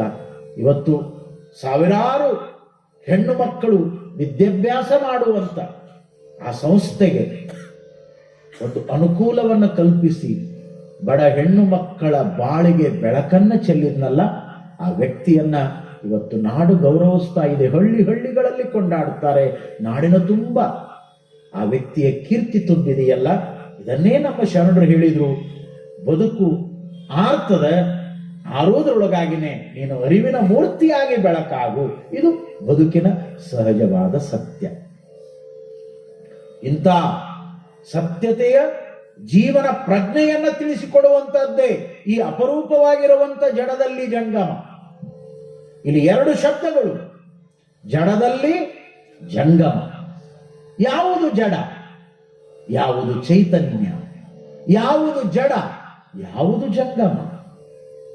ಅಪ್ಪ ಅವರು ಅಪ್ಪಣೆ ಕೊಟ್ರಲ್ಲ, ಸ್ಥಾವರ ಕಳಿವುಂಟು, ಜಂಗಮ ಕಳಿವಿಲ್ಲ. ಅದು ಅಳಿತದ ಸ್ಥಾವರ, ಅದು ಭೌತಿಕವಾದ ಸಂಪತ್ತು ಅಳಿತದ. ಆದರೆ ಜಂಗಮ ವಾಹಿನಿಯಾಗಿ ಯಾವುದು ಬಳಕೆ ಆಗ್ತದ ಅದು ನಿನ್ನನ್ನು ಉಳಿಸ್ತದ, ನಿನ್ನ ಮನೆತನವನ್ನು ಉಳಿಸ್ತದ. ಈ ನಾಡಿನ ತುಂಬ ಅದು ವಾಹಿನಿಯಾಗಿ ನಿನ್ನ ಬದುಕಿನ ಪರಂಪರೆಗೆ ಕೀರ್ತಿಯನ್ನು ತರುತ್ತದೆ. ಹಾಗಾಗಿ ಅಪ್ಪ ಅವರು ಸಂಸಾರವೆಂಬುವುದೊಂದು ಗಾಳಿಯ ಸೊಡರು, ಸಿರಿ ಎಂಬುವುದೊಂದು ಸಂತೆಯ ಮಂದಿ ಕಂಡಯ್ಯ. ಏನು ಅವ್ರು ಕೊಡುವ ಎಕ್ಸಾಂಪಲ್, ಆ ಉದಾಹರಣೆ ಎಷ್ಟು ಚಂದ ಇರ್ತದಂದ್ರೆ ಎಷ್ಟು ಆಲೋಚನೆ ಮಾಡಿದ್ರು ಬಸವಣ್ಣನವರು. ಇವತ್ತು ಹಾರೋಗೇರಿಯೊಳಗ ಮಾರ್ಕೆಟ್ ಡೇ, ಇವತ್ತು ಸಂತೆ, ಇವತ್ತು ಬಜಾರ್. ಅದಕ್ಕಾಗಿ ಜಲ್ದಿ ಸಂತೆ ಮುಗಿಸ್ಕೊಂಡವ್ರು ಬಂದಿರಿ, ಇನ್ನೂ ಸಂತೆಯಾಗಿದ್ದವ್ರು ಅಲ್ಲೇ ಅದಾರ, ಉಳಿದವ್ರು ನಾಳೆಗೆ ಬರ್ತಾರ. ಕಾರಣ ಇವತ್ತು ಸಂತೆ. ಒಂದೊಂದು ಊರುಗಳಲ್ಲಿ, ಒಂದೊಂದು ಪಟ್ಟಣಗಳಲ್ಲಿ ಒಂದೊಂದು ವಾರವನ್ನು ಆಯ್ಕೆ ಮಾಡಿಕೊಂಡು ಸಂತೆ ಮಾಡುವಂಥವರು ನಾವೆಲ್ಲ. ಅವನ ಸಂತೆ ಬೇರೆ, ಸೃಷ್ಟಿಕರ್ತನ ಸಂತೆ ಬೇರೆ, ನಮ್ಮ ಸಂತೆಗಳು ಬೇರೆ. ನೋಡಿ, ಅಪ್ಪ ಅವರು ಈ ಪರಿಕಲ್ಪನೆಯನ್ನು ಅವತ್ತು ಕೂಡ ಕಂಡು ಅದನ್ನ ವಚನದಲ್ಲಿ ಬಳಸಿಕೊಂಡ್ರಲ್ಲ, ಅದು ಉದಾಹರಣೆ ಕೊಡ್ಲಿಕ್ಕೆ ಎಷ್ಟು ಸುಂದರ. ಸಿರಿ ಎಂಬುವುದೊಂದು ಸಂತೆಯ ಮಂದಿ ಕಂಡಯ್ಯ. ಸಂತೆಯೊಳಗೆ ಮಂದಿ ಕೂಡ್ತಾರೆ, ಕೂಡ್ಯಾರ, ಮುಂಜಾನೆ ಕೂಡ್ತಾರೆ. ಯಾರು ತರಕಾರಿ ತಂದ್ರು, ಯಾರು ದವಸ ಧಾನ್ಯಗಳನ್ನು ತಂದ್ರು, ಯಾರು ಬಟ್ಟೆ ಬರಿ ತಂದ್ರು, ಮತ್ತೇನೇನೋ ವಸ್ತುಗಳನ್ನು ತಂದು ಹಾದಿಯೊಳಗ ಬೀದಿಯೊಳಗ ಇದು ನನ್ನ ಅಂಗಡಿ, ಅದು ನಿನ್ನ ಅಂಗಡಿ, ಎಲ್ಲ ಸಂತೆ ಅರವುಕೊಂಡು ಕೂತಿರ್ತಾರೆ. ಸಂತೆಯ ವ್ಯವಹಾರ ನಡೀತದೆ. ಮಾರುವವರು ಬೇರೆ, ಕೊಂಡುಕೊಳ್ಳುವವರು ಬೇರೆ, ನೋಡುವವರು ಬೇರೆ. ಅಂತೂ ಇಂತೂ ಸಂತೆಯೊಳಗ ಸಂತೆ ನಡೀತದ. ಹೊತ್ತು ಮುಳುಗಿ ಕತ್ತಲಾಗುವವರೆಗೆ ಸಂತೆ, ಮಾರ್ಕೆಟ್, ಬಜಾರ್ ಎಲ್ಲ ಮುಗಿದ ಮೇಲೆ, ಸಂತೆ ಬಯಲಿಗೆ ಬಯಲಾದ ಮೇಲೆ, ಬಹುಶಃ ಪ್ರವಚನ ಬಿಟ್ಟು ಮಂಗಲ ಆದ ಮೇಲೆ ಪ್ರಸಾದ ಮಾಡಿ ಎಲ್ಲೆಲ್ಲಿ ಸಂತೆ ನಡೆದದಲ್ಲ ಅಲ್ಲಿ ನಾವು ನೀವು ಹೋಗಿ ಒಂದಿಷ್ಟು ನೋಡ್ಕೊಂಡು ಬರೋಣ ಏನದ ಸಂತ್ಯಾಗ ಅಂತ ಹೋದ್ರ ಅವತ್ತು ಬಸವಣ್ಣವ್ರು ಹೇಳ್ಯಾರಲ್ಲ ಅದರಂಗನ ಪರಿಸ್ಥಿತಿ ಇವತ್ತು ಇಲ್ಲಿರ್ತದೆ. ಎಷ್ಟು ಸತ್ಯ ವಚನ, ನಿತ್ಯ ಕಣ್ಣಿಗೆ ಕಟ್ಟುವ ಸತ್ಯಗಳನ್ನು ಬಿಚ್ಚಿಟ್ರು ನಮ್ಮ ಶರಣರು. ಸಂತೆಯ ಮಂದಿ ಕಂಡಯ್ಯ, ಸಂತ್ಯಾಗ ಕೂಡ್ಯಾರ. ಈಗ ಹೋಗಿ ನೋಡ್ರಿ, ಯಾರ್ಯಾರು ಇರೋದಿಲ್ಲ, ಏನೇನು ಇರೋದಿಲ್ಲ. ಈಗ ಹೋಗಿ ನೋಡಿದ್ರೆ ನಮಗೂ ನಿಮಗೂ ಸಿಗುವಂಥದ್ದು ಕಾಣುವಂಥದ್ದೇನು ಅಂದ್ರೆ ಕೊಳೆತ ಬದನೆಕಾಯಿ, ಕೆಟ್ಟು ಹೋಗಿರುವಂಥ ಟೊಮ್ಯಾಟೊ, ಬ್ಯಾಡಂತ ಒಗೆದಿರುವಂತ ಉಳ್ಳಾಗಡ್ಡಿ ರೌದಿ, ಬೆಳ್ಳುಳ್ಳಿ ಸಿಪ್ಪಿ, ಮತ್ತೇನೇನೋ ಒಣಗಿರುವಂತ ತಪ್ಪಲ, ಕೆಲಸಕ್ಕೆ ಬರಲಾರ್ದೆಲ್ಲ ಚಿಂದಿಯಾಗಿ ನಾರುವಂಥದ್ದೆಲ್ಲ ಅಲ್ಲಿ ಬಿದ್ದಿರ್ತದ. ಇದು ಸಂತೆಯ ಸಹಜವಾಗಿರುವಂತ ಚಿತ್ರಣ. ಇದು ಚಂದ ಕೊಟ್ಟರು ಅಪ್ಪ ಅವ್ರ ಉದಾಹರಣೆ.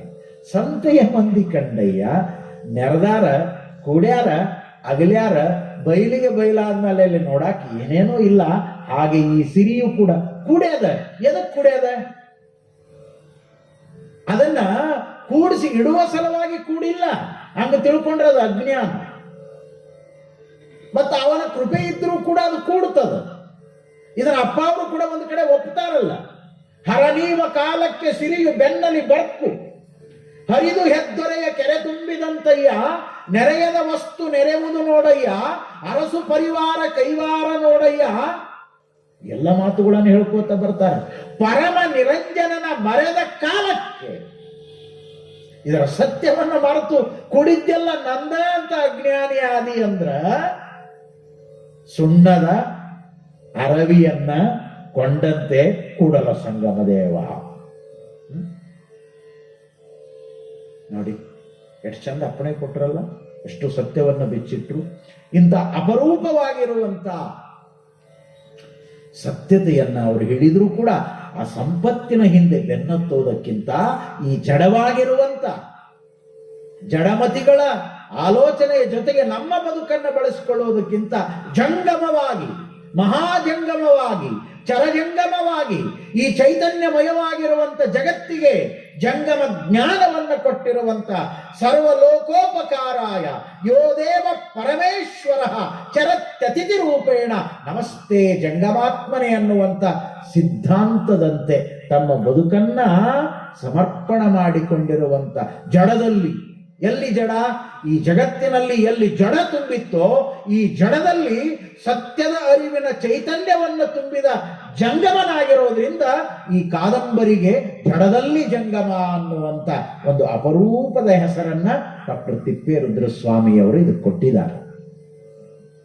ಜಡ ಅಂದ್ರೆ ಅಜ್ಞಾನ, ಜಡ ಅಂದ್ರೆ ಕತ್ತಲೆ, ಜಡ ಅಂದ್ರೆ ಭವ, ಜಡ ಅಂದ್ರೆ ಅವಿವೇಕ, ಜಡ ಅಂದ್ರೆ ಅನಾಚಾರ.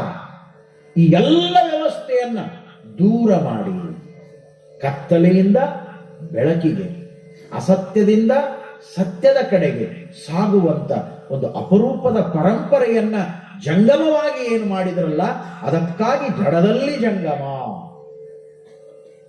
ಚೈತನ್ಯವನ್ನು ತುಂಬಿರುವಂತ ಈ ಮಹಾಜಂಗಮನ ಕಾವ್ಯಕ್ಕೆ ಜಡದಲ್ಲಿ ಜಂಗಮ ಅನ್ನುವಂತ ಒಂದು ಅಪರೂಪದ ಶೀರ್ಷಿಕೆಯನ್ನ ನೀಡುವುದರ ಮೂಲಕ ತಿಪ್ಪೇರುದ್ರ ಸ್ವಾಮಿಯವರು ಬಹಳ ಸುಂದರವಾಗಿರುವಂತ ಕಥಾನಕವನ್ನ ನಮ್ಮ ಮುಂದೆ ಬಿಚ್ಚಿಡುತ್ತಾರೆ. ಪ್ರಕೃತಿಯ ಮಧ್ಯದ ಅಪರೂಪವಾಗಿರುವಂತ ಸುಂದರ ತಾಣ. ಅವರು ಚರಿತ್ರೆಯನ್ನ ಆರಂಭ ಮಾಡುವಾಗ ವಿಭೂತಿ ಅನ್ನುವಂತ ಆ ಭಾಗದಲ್ಲಿ ಷಣ್ಮುಖ ಶಿವಯೋಗಿಗಳ ಜೀವನ ಕಥನವನ್ನ ಆರಂಭ ಮಾಡುವಾಗ ಒಂದು ಅದ್ಭುತವಾದ ಪ್ರಕೃತಿಯ ಸೌಂದರ್ಯವನ್ನು ವರ್ಣನೆ ಮಾಡ್ತಾರೆ. ಕಾರಣ ಪ್ರಕೃತಿಯೇ ಗುರು, ಗಗನವೇ ಲಿಂಗ, ಜಗವಿದೆಲ್ಲವೂ ಜಂಗಮ, ಜಗವೇ ಕೂಡಲ ಸಂಗಮ. ಡಾಕ್ಟರ್ ಸಿದ್ದಯ್ಯ ಪುರಾಣಿಕರು ಈ ಮಾತುಗಳನ್ನು ಹೇಳಿದರು. ನೋಡಿ, ಈ ಜಗದ ಜಂಜಡವನ್ನ ಮರೆತು ಜಂಗಮನಾಗಿರುವಂತ ಈ ಮಹಾನುಭಾವನ ಚರಿತ್ರೆಯನ್ನ ಈ ಜಗತ್ತಿನ ಪ್ರಕೃತಿಯೇ ಗುರು ಅನ್ನುವಂತ ತತ್ವದ ತಳಹದಿಯ ಮೇಲೆ ತಿಪ್ಪೇರುದ್ರ ಸ್ವಾಮಿಯವರು ಆರಂಭ ಮಾಡುತ್ತಾರೆ. ಬಹಳ ಸುಂದರವಾಗಿರುವಂತ ನಿಸರ್ಗ, ಪರಿಸರ, ಪ್ರಕೃತಿಯ ಮಡಿಲು, ಹಚ್ಚನೆಯ ಹಸಿರು, ಅಲ್ಲೊಂದಿಷ್ಟು ಎತ್ತರವಾಗಿರುವಂತ ಕಲ್ಲು ಬಂಡೆಗಳ ಗುಡ್ಡ ಬೆಟ್ಟ, ಒಂದು ಕಡೆ ಜುಳು ಜುಳು ಹರಿಯುವಂತ ಒಂದು ಕೊಳ್ಳ. ಆ ಕೊಳ್ಳ ಎರಡು ಬೆಟ್ಟಗಳನ್ನ ಇಬ್ಬಾಗ ಮಾಡಿ, ಒಂದು ಕಡೆ ಉತ್ತರ, ಒಂದು ಕಡೆ ದಕ್ಷಿಣ, ಈ ಎರಡು ಬೆಟ್ಟಗಳನ್ನ ಇಬ್ಬಾಗ ಮಾಡಿ ಜುಳು ಜುಳು ಅಂತ ಹರಿಯುವಂತ ಒಂದು ಝರಿ.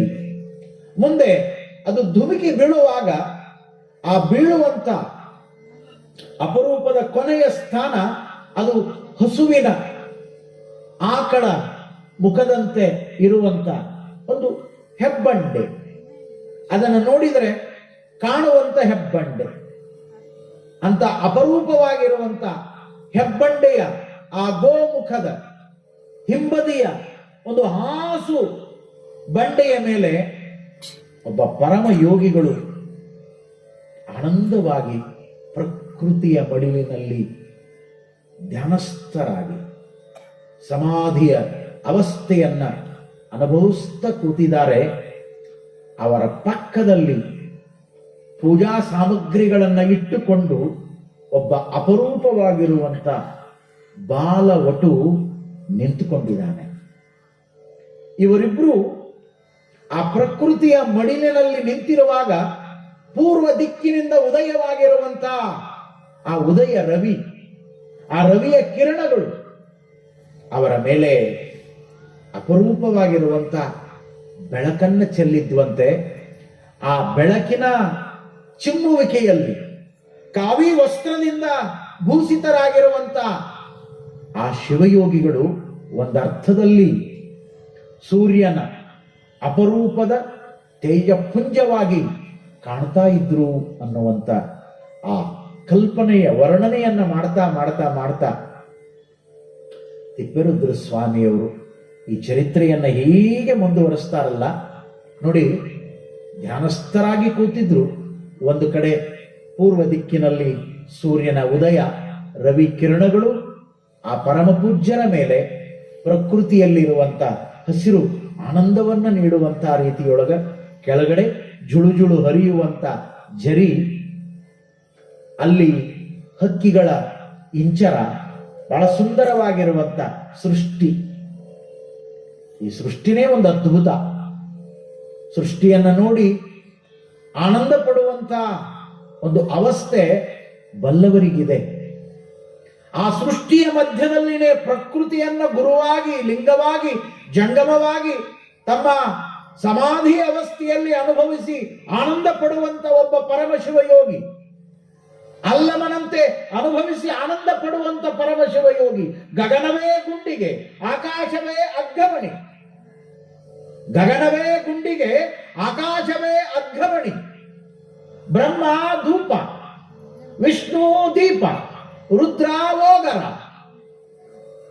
ನೋಡಿ, ಅಲ್ಲಮರ ಆ ಬಯಲು ಬ್ರಹ್ಮಾಂಡದ ಆನಂದದ ಬಯಲು ಪೂಜೆ, ಮಹಾಲಿಂಗದ ಪೂಜೆ, ಸರ್ವಶೂನ್ಯ ನಿರಾಲಂಬ ತತ್ವದ ಆರಾಧನೆ. ಆ ವ್ಯವಸ್ಥೆಯಲ್ಲಿ ಅಲ್ಲವರು 12ನೇ ಶತಮಾನದಲ್ಲಿ ಚರಜಂಗಮ ಮೂರ್ತಿಗಳಾಗಿ ದಯಮಾಡಿಸುವಾಗ ತಾವು ಕಂಡುಂಡ ಆ ಅನುಭವದ ಅನುಭೂತಿಯನ್ನ ತಮ್ಮ 4 ಸಾಲಿನ ವಚನದಲ್ಲಿ ಎಷ್ಟು ಹೃದಯ ತುಂಬಿ ಹೇಳ್ತಾರಲ್ಲ, ಅದೇ ಅವಸ್ಥೆಯಲ್ಲಿ ಈ ಪರಮಶಿವಯೋಗಿ ಗುಹೇಶ್ವರ ಲಿಂಗಕ್ಕೆ ಪೂಜೆ ನೋಡ ಅಂತ ಹೇಳ್ತಾರೆ ಅಲ್ಲವರು. ಸುವಿಧಾನದ ಪೂಜೆ, ಈ ಸೃಷ್ಟಿಯೇ ಸುವಿಧಾನ. ಏನು ಅದ್ಭುತ! ಇಂಥ ಅಪರೂಪದ ಅವಸ್ಥೆಯಲ್ಲಿ ಹೆಬ್ಬಂಡೆಯ ಮೇಲೆ ಪರಮಶಿವಯೋಗಿಗಳು ಬಾಲವಟು.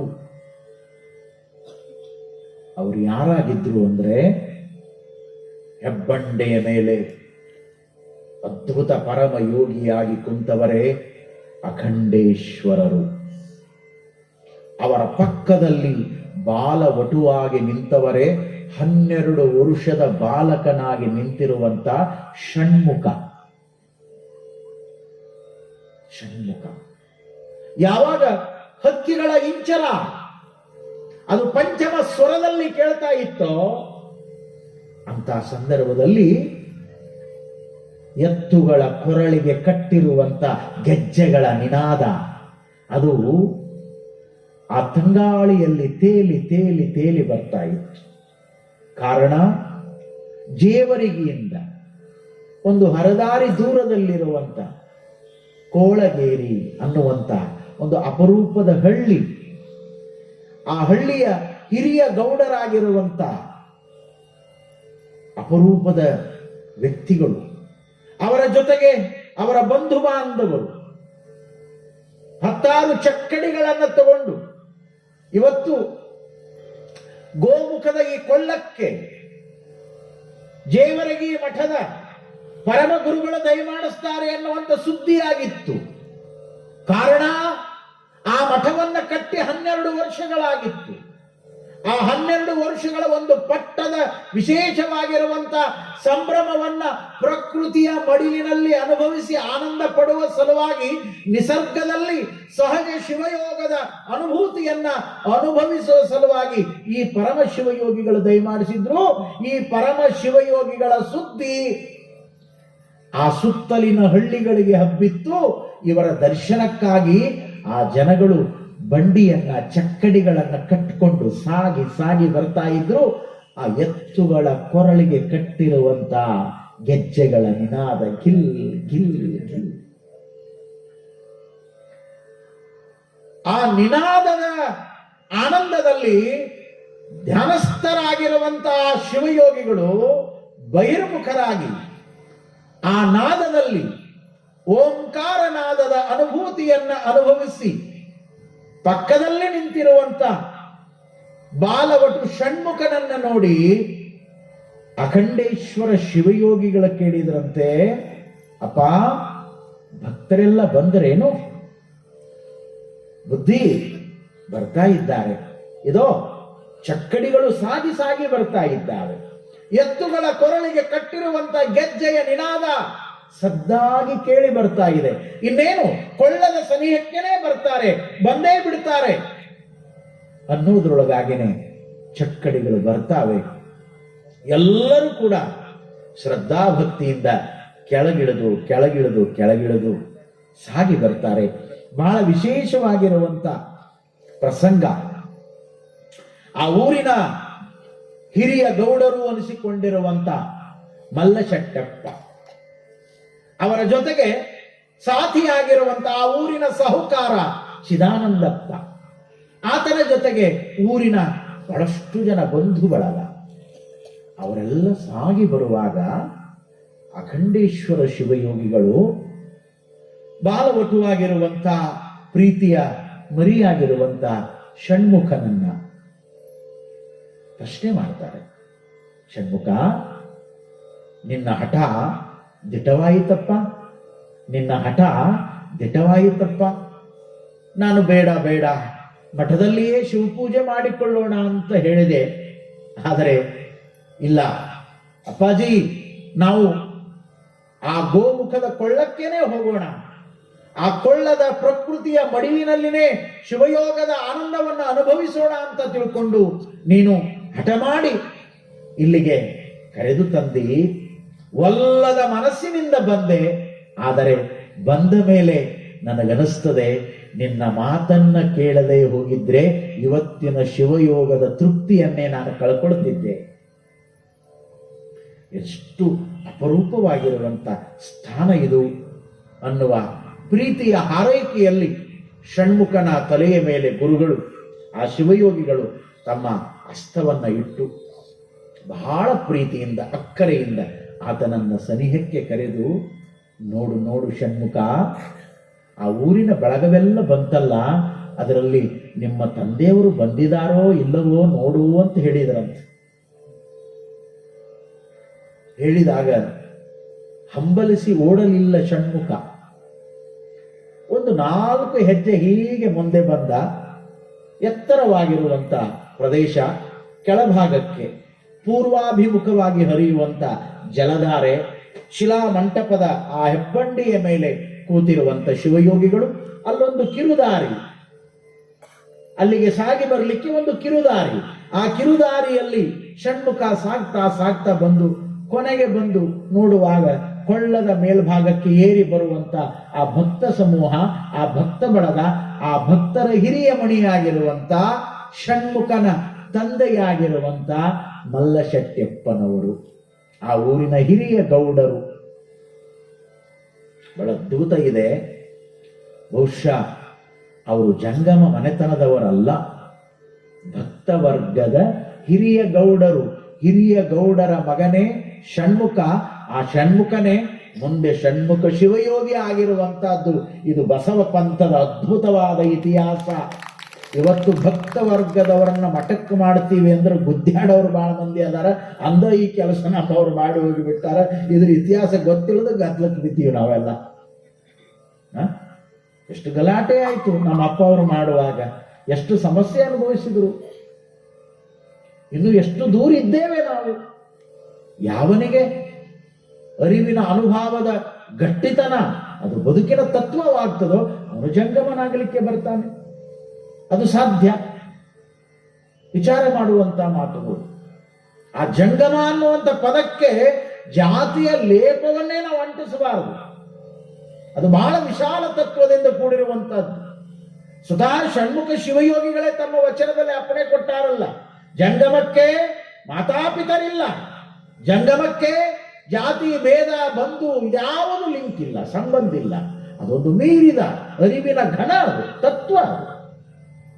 ಇದನ್ನ ಒಬ್ಬ ಹಿಂದಿ ಕವಿ ಬಹಳ ಚಂದ ಹೇಳಿದ, ಜಂಗಮಕೋ ಜಾತಿ ನಹಿ ಜಂಗಲ್ಕೋ ದರ್ವಾಜ ನಹಿ ಅಂತ. ಎರಡು ಚಂದ ಹೇಳ್ತಾನೆ. जंगम को जाति नहीं, जंगल को दरवाजा। हमारे घर को दरवाजा है, जंगल को नहीं है दरवाज। ನಮ್ಮ ಮನೆಗೆ ಬಾಗಿಲದಾವ, ಅಡವಿಗೆ ಅರಣ್ಯಕ್ಕೆ ಯಾರಾದ್ರೂ ಬಾಗಿಲ ಹಾಕಿದ್ದು ನೋಡಿರೇನು? ಜಗತ್ತಿನೊಳಗೆ ಎಷ್ಟು ಚಂದ ಬರ್ದಾನವ, ಜಂಗಮಕೋ ಜಾತಿ ನಹಿ ಜಂಗಲ್ಕೋ ದರ್ವಾಜ ನಹಿ. ಈ ಅರ್ಥದಲ್ಲಿ ಹಿರಿಯ ಗೌಡರಾಗಿರುವಂತ, ಕೋಳಕೂರಿನ ಹಿರಿಯರಾಗಿರುವಂತ ಮಲ್ಲಶೆಟ್ಟಪ್ಪನವರು ಮುಂದೆ ಮುಂದೆ ಸಾಗಿ ಬರ್ತಾ ಇದ್ರು. ಅಪರೂಪವಾಗಿರುವಂತ ಧೋತಿ, ಮೈ ಮೇಲೆ ಬಿಳಿದಾದ ವಸ್ತ್ರ ಬಟ್ಟೆ, ಹಣೆಯ ಮೇಲೆ ತ್ರಿಪುಂಡ ಧಾರಣ, ತಲೆಗೆ ಸುತ್ತಿರುವಂತ ಅಪರೂಪವಾಗಿರುವಂತ ಬಿಳಿಯ ಪೇಟ, ಹೆಗಲಿಗೊಂದು ಶಲ್ಲೆ.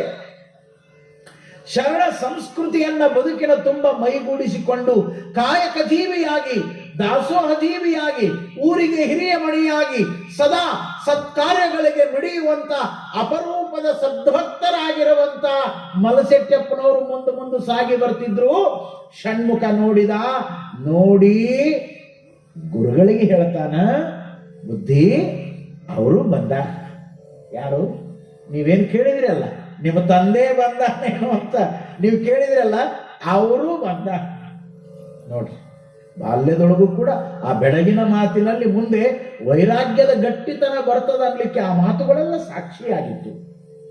ಎಷ್ಟು ಚಂದ ಆ ಪ್ರಸಂಗ. ಇಷ್ಟು ಬಂದು ನಿಲ್ಲೋದ್ರೊಳಗಾಗಿನೇ ಅವರೆಲ್ಲ ಸಾಗಿ ಬಂದ್ರು. ಸಾಗಿ ಬಂದ ತಕ್ಷಣ ಅಖಂಡೇಶ್ವರ ಶಿವಯೋಗಿಗಳಂತಾರ, ಆಯ್ತ್ರಪ್ಪ, ನಿಮ್ಮ ಬರುವಿಗಾಗಿ ನಾವು ಕಾಯ್ತಾ ಇದ್ವಿ, ಸಮಯ ಆಗಿದೆ, ನಾವಿನ್ನು ಕೆಳಗಿಳಿದು ಬರ್ತೇವೆ.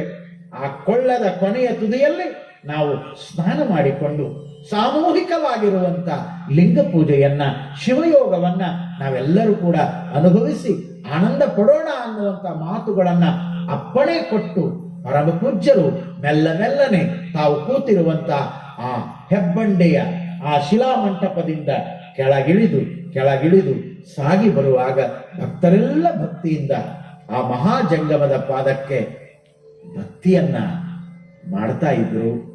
ಮಾಡುವಾಗ ಮಲ್ಲಶೆಟ್ಟಪ್ಪನವರ ಕಡೆ ನೋಡಿರುವಂತ ಅಖಂಡೇಶ್ವರ ಶಿವಯೋಗಿಗಳಂತಾರ, ಮಲ್ಲಶೆಟ್ಟಪ್ಪ, ನಿನ್ನದೆಂತ ಭಕ್ತಿ, ನಿನ್ನ ಭಕ್ತಿ ಈ ಜಂಗಮನನ್ನ ಕಟ್ಟಿ ಹಾಕಿತ್ತು. ಜಂಗಮ ಭಕ್ತಪರಾಧೀನ. ನೋಡು, ಅಂದು ನಾನು ಬೆಳಗಾವಿ ಭಾಗದಿಂದ ಬಸವ ಕಲ್ಯಾಣಕ್ಕೆ ಹೊರಟಿದ್ದೆ.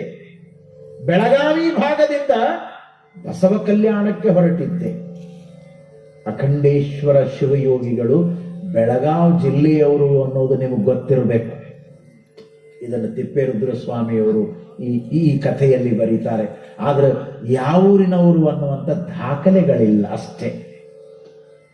ನಾನು ಬೆಳಗಾವಿ ಭಾಗದಿಂದ ಬಸವ ಕಲ್ಯಾಣಕ್ಕೆ ಹೊರಟಿದ್ದೆ. ಅಂದು ಮಾರ್ಗ ಮಧ್ಯದಲ್ಲಿ ನಿನ್ನ ಭೇಟಿಯಾಯಿತು. ನಿನ್ನ ಭಕ್ತಿಗೆ ಒಲಿದು ನಾನು ನಿಂತೆ. ನಿನ್ನ ಭಕ್ತಿಯೇ ನನಗೆ ಬಂಧನವಾಯಿತು. ಆ ಬಂಧನವೇ ನೀನು ಮಾಡಿದ ತ್ಯಾಗವಾಗಿ ಮಠವಾಗಿ ನಿರ್ಮಾಣವಾಯಿತು. ಆ ಮಠವೇ ಅಖಂಡೇಶ್ವರ ಮಠವಾಯಿತು. ಅಖಂಡೇಶ್ವರ ಮಠದ ಅಖಂಡೇಶ್ವರ ಸ್ವಾಮಿಯಾಗಿ ಇವತ್ತು ನಾನು 12 ವರ್ಷಗಳ ಕಾಲ ಇಲ್ಲಿ ನೆಲೆ ನಿಂತೆ ಅನ್ನುವಂತ ಹಿಂದಿನ ಇತಿಹಾಸದ ಸ್ಮರಣೆಯನ್ನ ಮಾಡಿ ಪರಮ ಪೂಜ್ಯರು ಆ ಭಕ್ತರ ಜೊತೆಯಲ್ಲಿ ಸಾಗ್ತಾ ಇದ್ದಾರೆ. ಸಾಗಿ ಕೆಳಗಡೆ ಬಂದು ಅವರು ಮಠದಲ್ಲಿ ಸುಪ್ರಭಾತ ಸಮಯದ ಲಿಂಗಾರ್ಚನೆಯನ್ನ ಮಾಡಿಕೊಂಡು ಬಂದಿದ್ರೂ ಸಹಿತ ಸಾಮೂಹಿಕವಾಗಿರುವಂತ ಲಿಂಗ ಪೂಜೆಗೆ ಭಕ್ತರನ್ನ ಜೊತೆಗೂಡಿಕೊಂಡು ತೊಡಗುತ್ತಾರೆ. ಅಲ್ಲಿ ಆನಂದದ ಸಂಭ್ರಮ. ಕಾರಣ ಶರಣರಿಗೆ, ಸದ್ಭಕ್ತರಿಗೆ, ಲಿಂಗನಿಷ್ಠರಿಗೆ ಯಾವುದು ಸಂಭ್ರಮ ಅಂದ್ರೆ ಶರಣನಿಗೆ ಲಿಂಗ ಪೂಜೆಗೆ ಸಂಭ್ರಮ. ನೋಡ, ಸೊನ್ನಲಗಿ ಸಿದ್ಧರಾಮ ಶಿವಯೋಗಿಗಳ ಅಪ್ಪಣೆ ಕೊಡ್ತಾರೆ.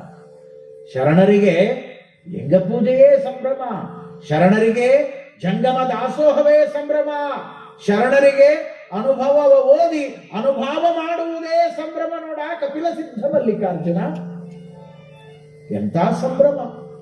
ಇಂಥ ಗುರುಲಿಂಗ ಜಂಗಮದ ಅನುಭವದ ಅನುಭೂತಿಯ ಆನಂದದಲ್ಲಿ ಜಂಗಮ ಭಕ್ತರ ಸಮಾಗಮ, ಆ ಗೋಮುಖದ ಕೊಳ್ಳದಲ್ಲಿ, ಆ ಪರಮ ಪವಿತ್ರವಾಗಿರುವಂತ ಕೊಳ್ಳದ ಪರಿಸರ ಅದಕ್ಕೆ ಸಾಕ್ಷಿಯಾಗಿ ನಿಲ್ಲುತ್ತದೆ. ಈ ಪರಮ ಪೂಜ್ಯರು ತಮ್ಮ ಶಿವಯೋಗದ ಸಾಧನೆಯ ಅರಿವನ್ನ ಭಕ್ತರಿಗೆ ನೀಡುತ್ತಾ ಆನಂದದ ಅನುಭೂತಿಯನ್ನ ಅನುಭವಿಸ್ತಾರೆ. ಮುಂದೆ ಷಣ್ಮುಖ ಶಿವಯೋಗಿಯ ಚರಿತ್ರೆಯ ಹುಟ್ಟುವಿಕೆ, ಅವರ ಜನನ ಹೇಗೆ ಆರಂಭ ಆಯಿತು ಅನ್ನೋದನ್ನ ಅದೇ ಕೊಳ್ಳದಲ್ಲಿ ಅನುಭವದ ನುಡಿಗಳ ಮೂಲಕ ಪರಮಪೂಜ್ಯರು ಅಪ್ಪಣೆಯನ್ನು ಕೊಡಿಸ್ತಾರೆ. ಆ ಅಪ್ಪಣೆಯ ಚರಿತ್ರೆ ಏನಾಗಿರ್ತದೆ ಅನ್ನೋದನ್ನ ಮತ್ತೆ ನಾಳೆಯ ದಿನದ ಪ್ರವಚನದಲ್ಲಿ ನಾವು ನೀವೆಲ್ಲ ಕೇಳೋಣ. ನಾಳೆ ಬಂದವರೆಲ್ಲರೂ ಕೂಡ ಆ ಚರಿತ್ರೆಗೆ ಸಾಕ್ಷಿಯಾಗ್ತಾರೆ ಅನ್ನುವಂಥ ವಿಚಾರಕ್ಕಾಗಿ ಈ ಜಡದಲ್ಲಿ ಜಂಗಮ ಕಾವ್ಯ ಕಥನದಲ್ಲಿ ತಿಪ್ಪೇರುದ್ರ ಸ್ವಾಮಿ ಅವರು ಏನನ್ನ ಎಣೆದಿದ್ದಾರೆ ಅದನ್ನ ನನ್ನ ನುಡಿಗಳ ಮೂಲಕ ನಿಮ್ಮಗಳಿಗೆ ಎಡೆ ಮಾಡುವಂತ ಒಂದು ಅಪರೂಪದ ಸೇವೆಗೆ ನಾನು ಸನ್ನದ್ಧನಾಗಿದ್ದೇನೆ. ಆ ಸೇವೆಗೆ ಶಕ್ತಿಯಾಗಿ ಬಸವಣ್ಣ ಗುರು ಮಹಂತರು ಅನುಗ್ರಹಿಸಲಿ. ನೀವೆಲ್ಲ ಅದಕ್ಕೆ ಹಾರೈಕೆಯನ್ನು ನೀಡಬೇಕು ಅನ್ನುವಂಥ ಮಾತನ್ನು ಹೇಳಿ ಇವತ್ತು ಆರಂಭವಾಗಿರುವಂತ ಜಡದಲ್ಲಿ ಜಂಗಮ ಈ ಪ್ರವಚನ ಪ್ರಾರಂಭೋತ್ಸವದ ನುಡಿಗಳ ಮೂಲಕ ಇವತ್ತು ಆನಂದವಾಗಿ ಸಾಗಿದೆ. ಮತ್ತೆ ನಾಳೆ ನಾವು ನೀವೆಲ್ಲ ಸರಿಯಾಗಿ 6:30 ಗಂಟೆಗೆ ವಚನ ಸಂಗೀತ ಆರಂಭ ಆಗ್ತದೆ. ಒಂದು 15 ನಿಮಿಷ ವಚನ ಸಂಗೀತ ನಡೆದ ತಕ್ಷಣವೇ ಮುಂದೆ ಪ್ರವಚನದ ಆರಂಭ, ಸರಿಯಾದ ಸಮಯಕ್ಕೆ ಮುಕ್ತಾಯ, ಅದಾದ್ಮೇಲೆ ನಿತ್ಯ ಪ್ರಸಾದದ ವ್ಯವಸ್ಥೆ, ಎಲ್ಲ ಚಟುವಟಿಕೆಗೆ ನಾವೆಲ್ಲ ಸಾಕ್ಷಿಯಾಗೋಣ ಅನ್ನುವಂಥ ಮಾತುಗಳನ್ನು ಹೇಳಿ ಇಲ್ಲಿಯವರೆಗೆ ಶಾಂತವಾಗಿ ಕೂತ್ಕೊಂಡು ಪ್ರವಚನವನ್ನ ಶ್ರವಣ ಮಾಡಿರುವಂತ ತಮಗೆ, ಪೂಜ್ಯರಿಗೆ, ಆತ್ಮೀಯರಿಗೆ ಸರ್ವರಿಗೂ ಕೂಡ ಶರಣುಗಳನ್ನು ಸಲ್ಲಿಸಿ ಈ ಮೊದಲನೇ ದಿನದ ಸೇವೆಯನ್ನ ನಾನು ಮುಕ್ತಾಯಗೊಳಿಸ್ತೇನೆ. ಸರ್ವರಿಗೂ ಶರಣು ಶರಣಾರ್ಥಿಗಳು.